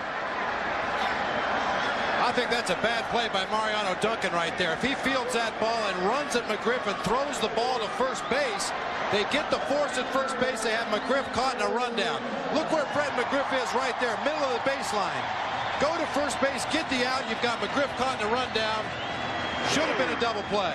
Because McGriff wasn't far enough towards second base to where when Duncan made the throw, he makes it to second easily. He was about halfway, and he's not a fast runner. So it's 1 on 1 out after the force out. And the batter is Andrew Jones, who's been a tough out for Pettit tonight. Jones has walked and singled. The wild pitch. What a play by Leyritz. How does he keep that ball at home plate and keep Lopez at first? You give with the breaking ball. Wow. Anticipate the breaking ball in the dirt. Good curve by Pettit. Watch him give with the breaking ball and use the mitt to cushion, not to catch. Watch him cushion. Softly, and it bounces away to where he can make a play in case Lopez runs. Good play. Great play. Jones pops it into right center field. Bernie Williams wants it. 2 out.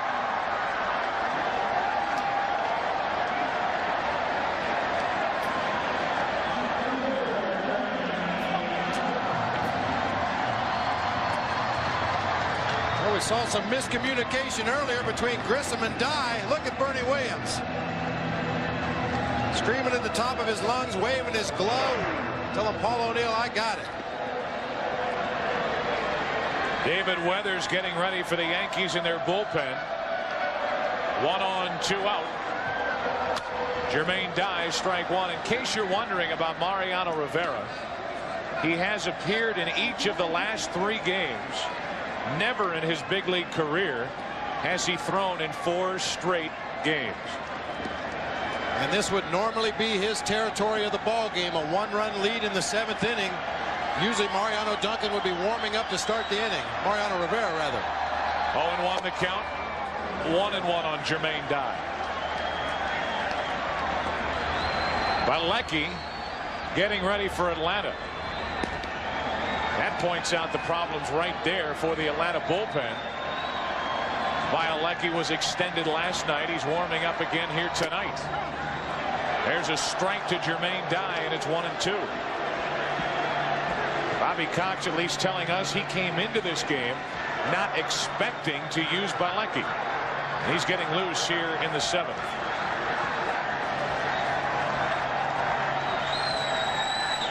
One on, 2 out. 2-2 on Dye.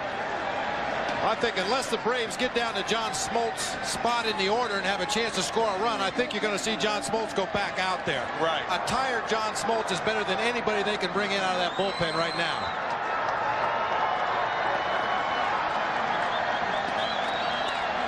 Two balls, 2 strikes on Dye. Back to Pettit. Plenty of time. Inning over. Andy Pettit pitches around a leadoff error now after 7 in Game 5. Yankees still lead by 1.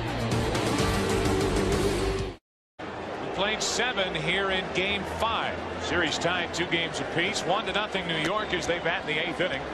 High above Atlanta. Our shots are from the Goodyear Blimp Stars and Stripes. Our thanks to Captain Chambers and the crew for the many spectacular shots in tonight's telecast. It's been a fun run in the city of Atlanta.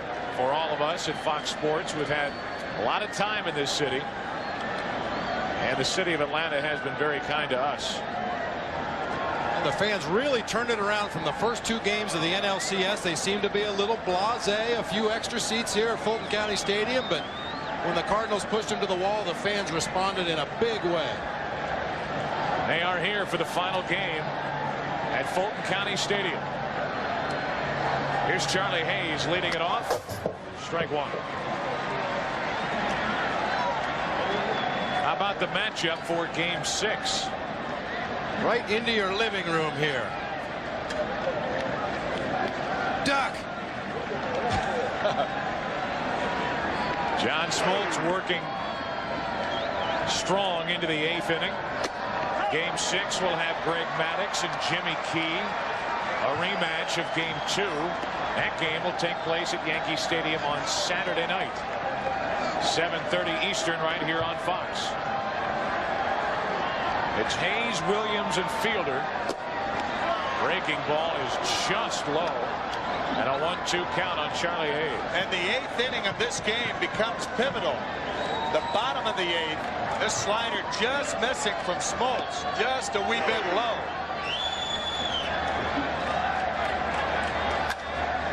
That's down the right field line in trouble. Jermaine Dye, another fine catch. They had Hayes played perfectly. Week after week, New York undercover, cover. Bernie Williams gets into one to right. Jermaine Dye back to get it 2 out.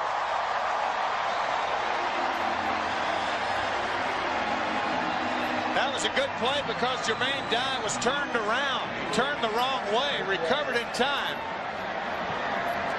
Fortunately, did not have a lot of hang time. See him turn right there. Turning to his left. Now spinning around to make the catch. Good play.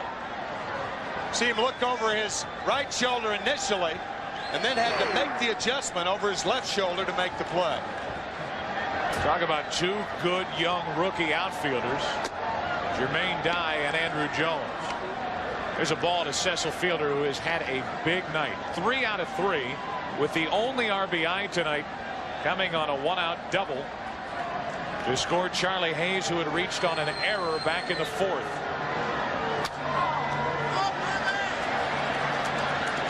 Back behind home plate and out of play. 1 ball, 1 strike. Joe and Bob, the reason I was talking about the bottom of the 8th inning, if Andy Pettitte can make it through the bottom of the 8th and Wetland could save it, the Yankees go home 3-2. You have a rested Mariano Rivera for Saturday night. And Joe Torre can go back to that 6-2-1 to even the odds against Greg Maddux, who was spectacular the last time at Yankee Stadium. And there's Wetland loosening up. 1-1 on Fielder. He singled twice and doubled. Strike 2. Boy, nice frame right there by Javi Lopez. Pulled that ball right back over the outside part of the plate and got the call.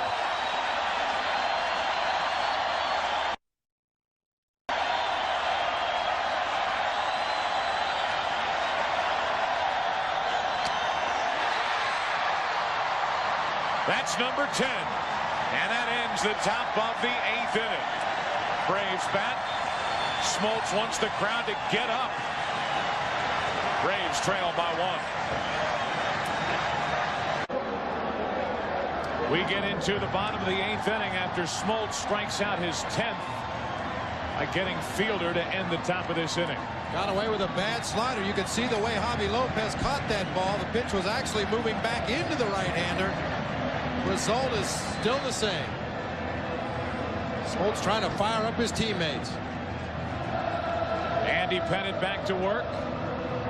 New first baseman Tino Martinez takes over for Fielder. Blauser, ball 1. You wonder if this is the last start as an Atlanta Brave for John Smoltz. Probably not, but he'll be a free agent at the end of the year.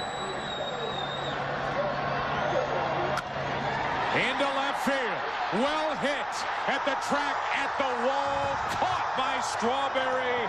1 away in the 8th.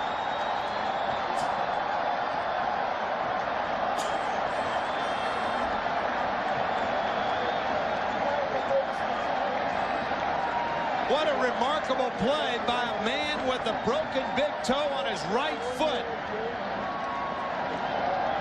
And that reach didn't hurt either. Not so sure that Tim Raines could have gotten to this ball.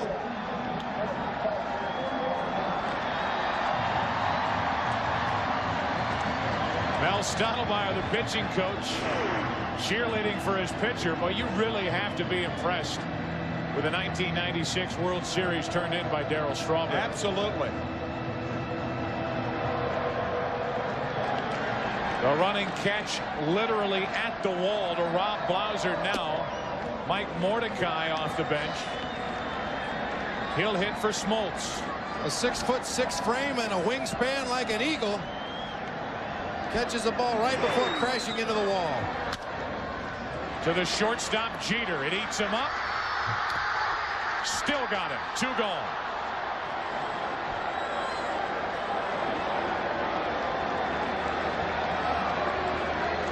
That ball kind of crawls up the arm of Derek Jeter, popping around in there like a pinball machine. He recovers in time to just get Mordecai.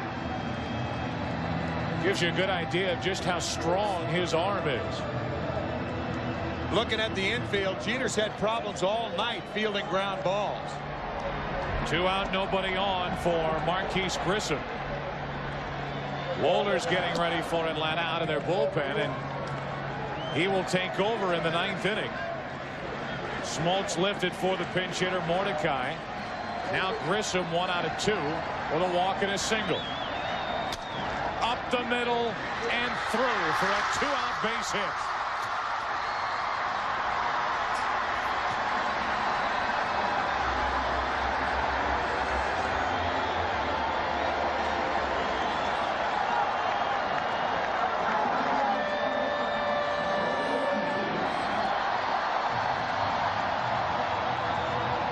Pettit not having a lot of luck fielding balls back through the box today, other than the double play that he started.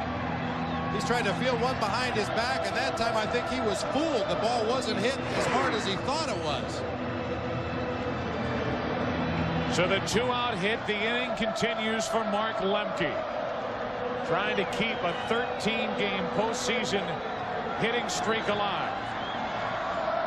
He's 0 for 3, and he takes ball 1.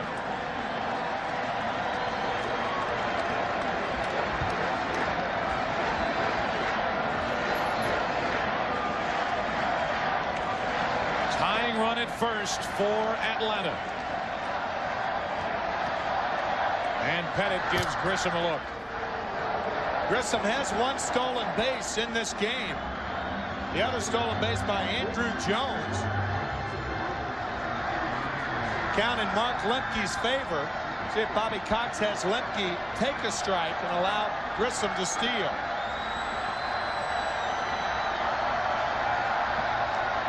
There goes Grissom. Ground ball to Hayes. We are through 8. Game 5. Series tied 2 games apiece. 9th inning. Wohlers in. Yankees up by 1. Yankees hanging on 1-0 into the 9th.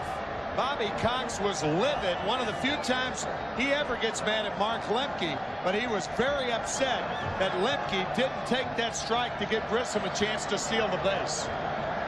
Grissom was running on the pitch, and Lemke grounded to third. Now Wohlers back to work.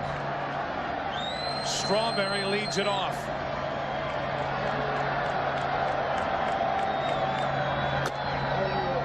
Hard to believe that Wohlers last night in 2 innings allowed the 3 runs and the home run by Leyritz, but 6 hits.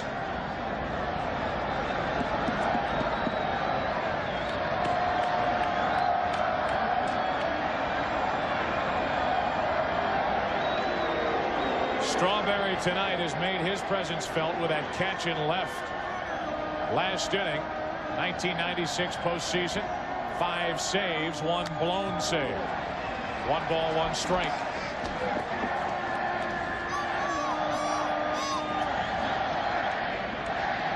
O'Neill next, and then Duncan.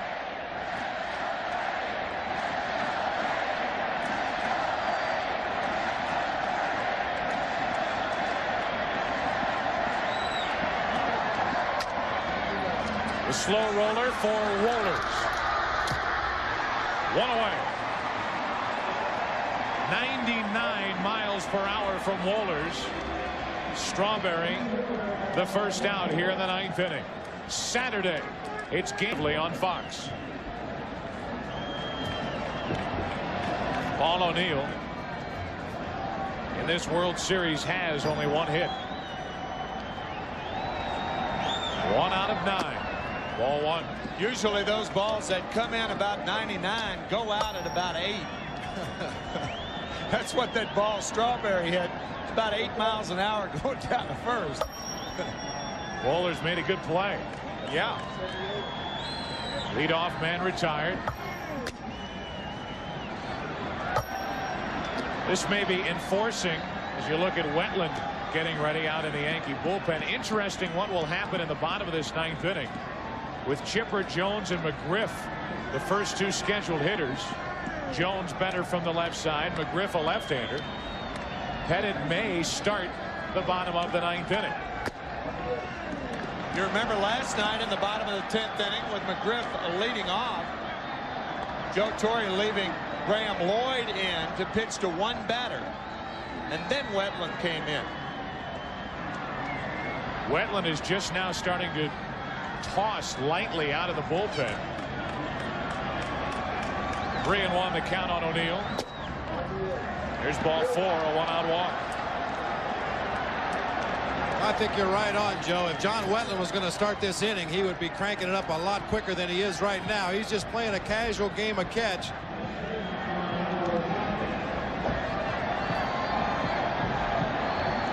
Pettit has allowed no runs on 4 hits. Also pitched around an error in that 7th inning. And he has 2 complete games this year during the regular season and only 1 shutout. 1 on, 1 out for Mariano Duncan.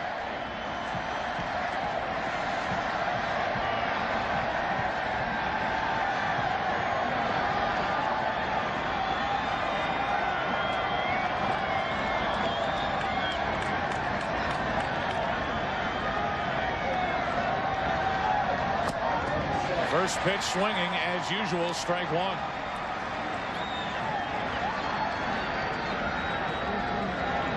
Bobby Cox defended his decision to bring Wohlers in last night in the 8th inning, saying I could pitch him 2 innings tonight and he'd be ready for tomorrow's game. Well, he pitched 2 innings last night and here he is in game 5.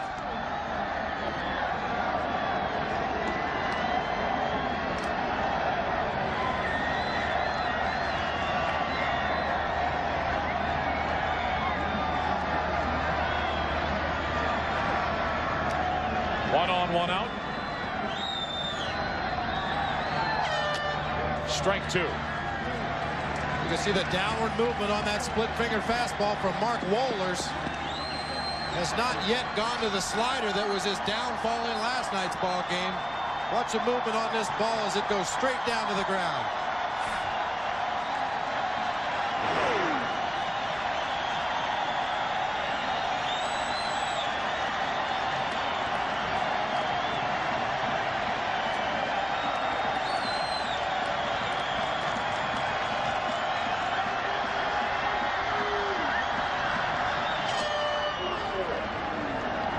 One and 2.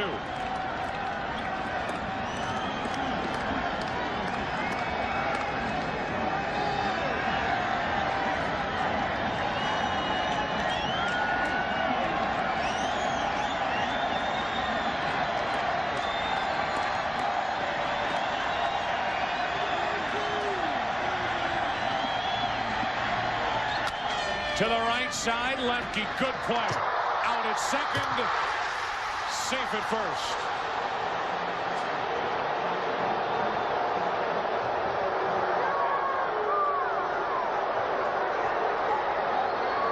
Fine play by Mark Lemke, who's shaking his head. Watch this play. Going to his left, short hop, perfect throw to Jeff Blauser.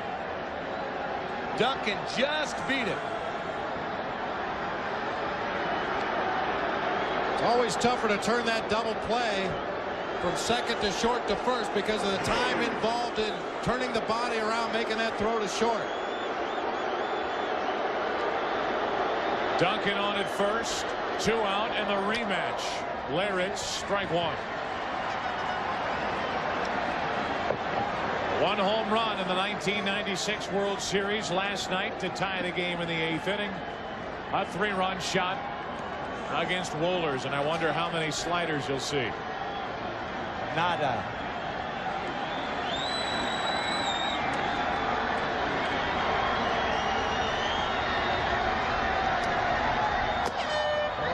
One and 1. Fastball 98 miles per hour from Wohlers.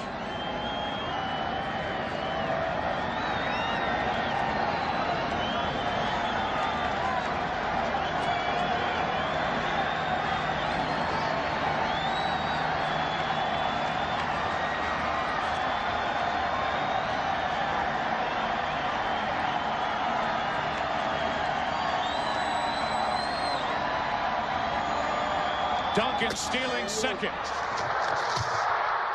Safe.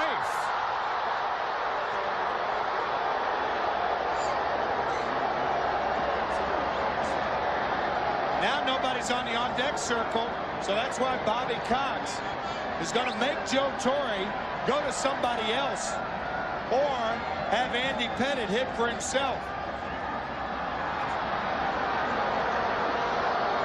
Looked to me like Mariano Duncan is out. His lead foot goes over the bag. Blauser tags his back leg. Yeah. The throw was in the dirt. A nice pick by Jeff Blauser, but Duncan with the lead foot goes right over the top of the base. Blauser applies the tag to the back leg, but the Yankees get the safe call.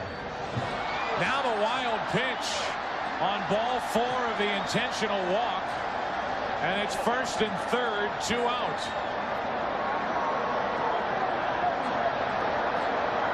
That stolen base by Mariano Duncan could have been the worst thing in the world for the Yankees. This is a wild pitch uncorked. I wonder how many people will remember that. The last wild pitch uncorked at Fulton County Stadium on an intentional walk. Here's the play at second base on the stolen base. You see the lead leg goes over the bag. The tag is made on the back leg.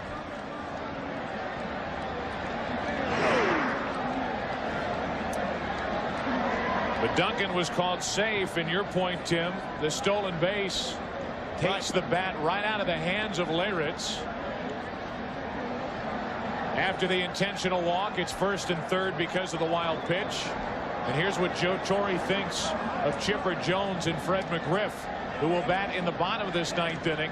He'll stick with the left-hander Andy Pettitte, not to hit, but to pitch. And had Duncan stayed at first, and Jim Leyritz, who homered last night, has a chance to hit. But by stealing, they walk Leyritz intentionally, and Pettitte has to hit. Choked way up on the bat. Strike 1.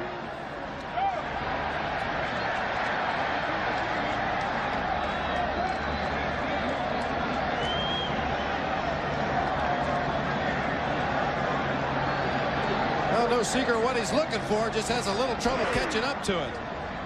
Another fastball in the high 90s from Mark Wohlers. Runners at the corner, 2 out. Pettitte pops one into left. Easy for Andrew Jones, and we head to the bottom of the 9th. Heart of the order will bat. Yankees lead by 1. The Yankees in the 4th. Pettitte back to work. Bottom of the 9th inning. Chipper Jones looks at ball 1.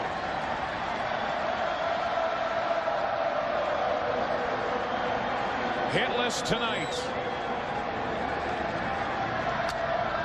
Good fastball, 1-1.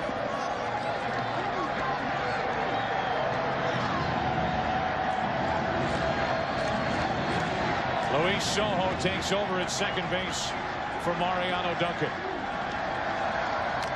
Strike 2. The last complete game shutout in World Series play was in 1993, Game 5. From Kurt Schilling over Toronto 2-0, but you wouldn't expect the complete game tonight. Pettitte likely in there for the first 2 hitters.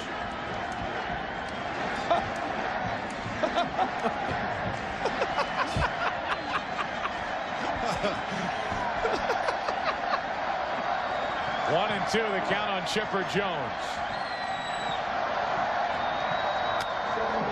Base hit. Jones digging for second.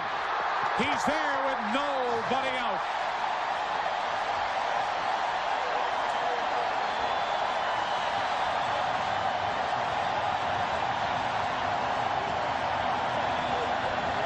The Braves seeing the Yankees in their prevent a double defense. Hayes toward the line, the outfield deep, and Chipper Jones gets a double. Good base running by Jones.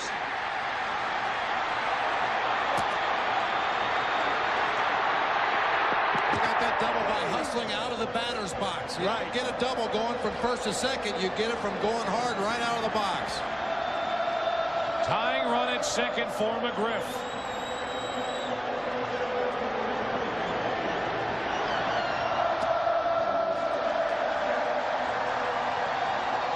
Hitless tonight. He's driven in 6 during the World Series.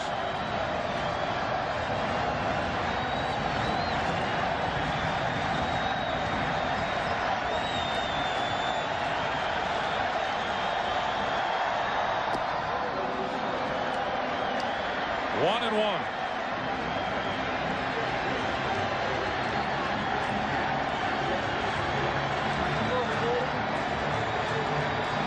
Luis Sojo and Derek Jeter talking about the signs behind second base.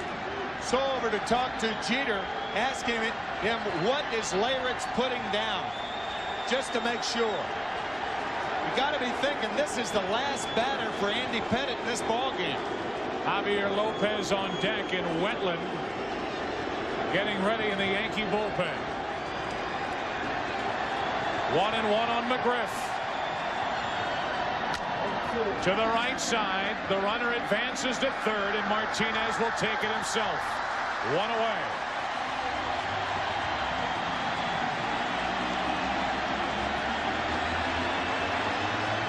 And here comes Joe Torre.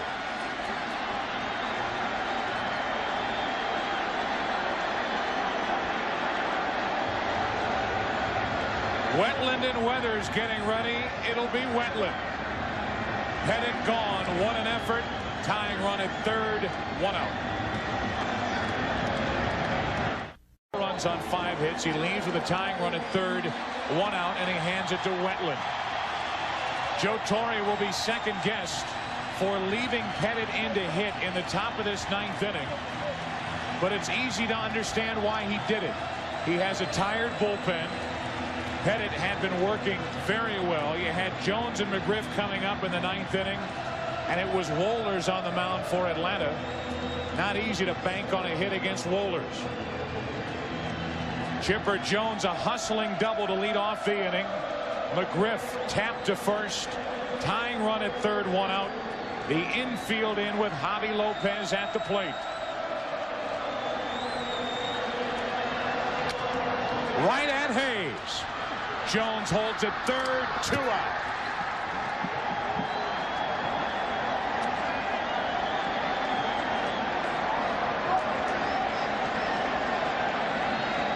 Looked like a slider to Javier Lopez. Watch how Hayes stays down, stumbles, goes to his knees, gets up, and makes the play. Plays that almost like a catcher blocking the ball in the dirt. Knows he's going to have plenty of time to throw him out. He just has to stay in front of that ball. Pettitte can hardly watch. The Yankees shooting for their 8th straight road victory in the postseason. They're going to have to go through Klesko. Graham Lloyd getting ready, and Joe Torre wants to talk to Wetland. Klesko is in the on-deck circle. I think Wetland's the man. They just want to make sure they know exactly how they're going to go after Ryan Klesko. This is not the time to make a mistake because you didn't know what you wanted to do. I think Joe Torre just said, do you want to pitch to Klesko? And Wetland said yes. That appeared to be the communication.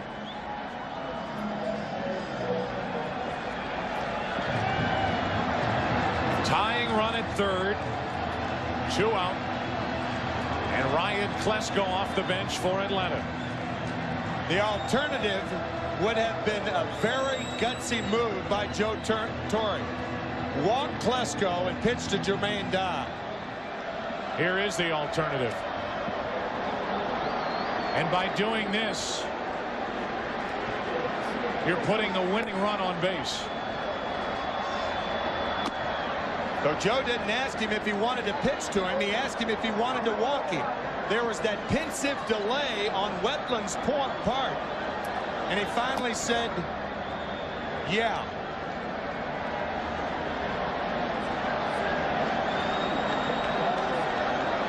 So Klesko off the bench draws the intentional walk. Jermaine Dye is called back. And it will be the former Yankee Luis Polonia.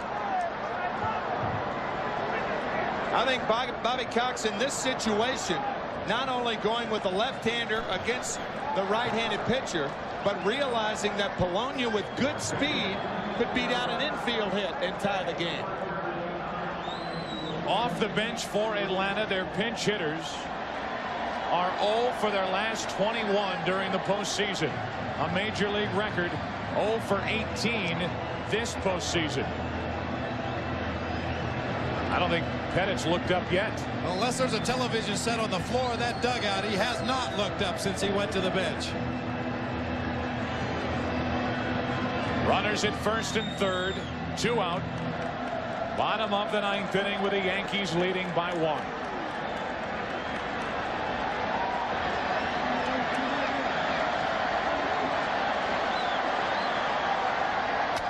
Strike 1. Polonia, a very good low ball hitter.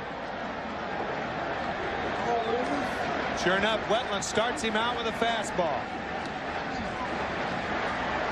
One of those situations in a game where you go right to a hitter's weakness and stay there.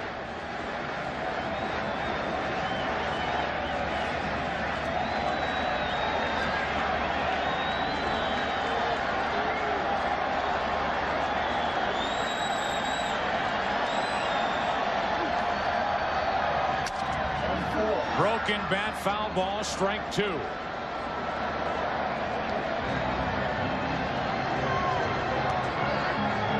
Another high, hard one from John Wetland.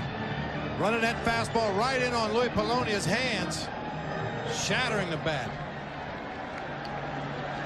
Leyritz out to talk to Wetland. The Yankees trying to keep their road winning streak alive and push it to 8.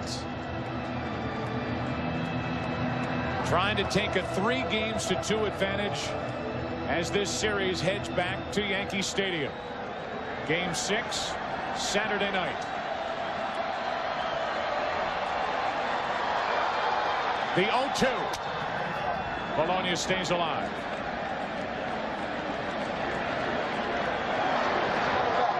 I think Polonia broke another bat. That's what hitters call an emergency swing. It was a pitch too close to take, but not really good enough to hit. So just try to slap it out of play and force Wetland to throw one more pitch. Yeah, Bob, that's what makes him dangerous in this situation. He is such a fast runner. A play like that between the lines, he could beat it out and the game would be tied. Tying run at third, winning run at first, 2 out. 0-2. Do it again.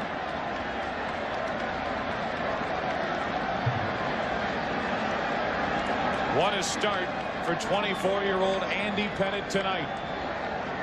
Matched up with John Smoltz, the postseason veteran. Pettitte won 8 1/3 shutout ball.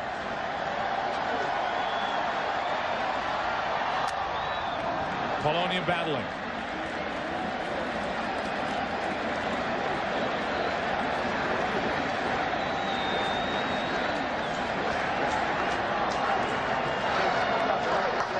After the first 2 games of this World Series, the Braves were up 2-0. People were calling it a mismatch. The Yankees are 1 out away from going back to New York with a 3-2 lead. Runners at the corners, 2 out. Still an 0-2 count on Polonia. And the Braves 90 feet away from tying it.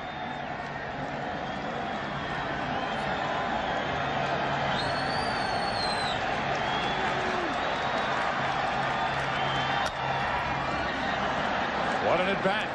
He's going to continue to get those high fastballs. You've got to believe you can't waste a pitch here in the dirt because of the chance of a pass ball wild pitch.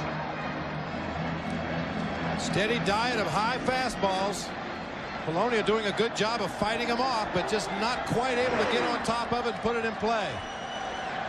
Polonia has fouled off 6 straight. 0-2 from Wetland. Into right field. O'Neill is there. Ball ball game. Yankees win 1-0 as Wetland saves it for Andy Pettitte.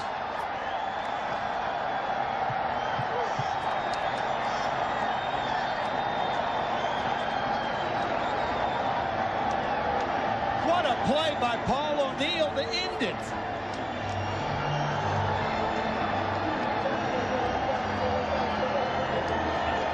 O'Neill with that bad hamstring we've been talking about. Full extension at the end of that play.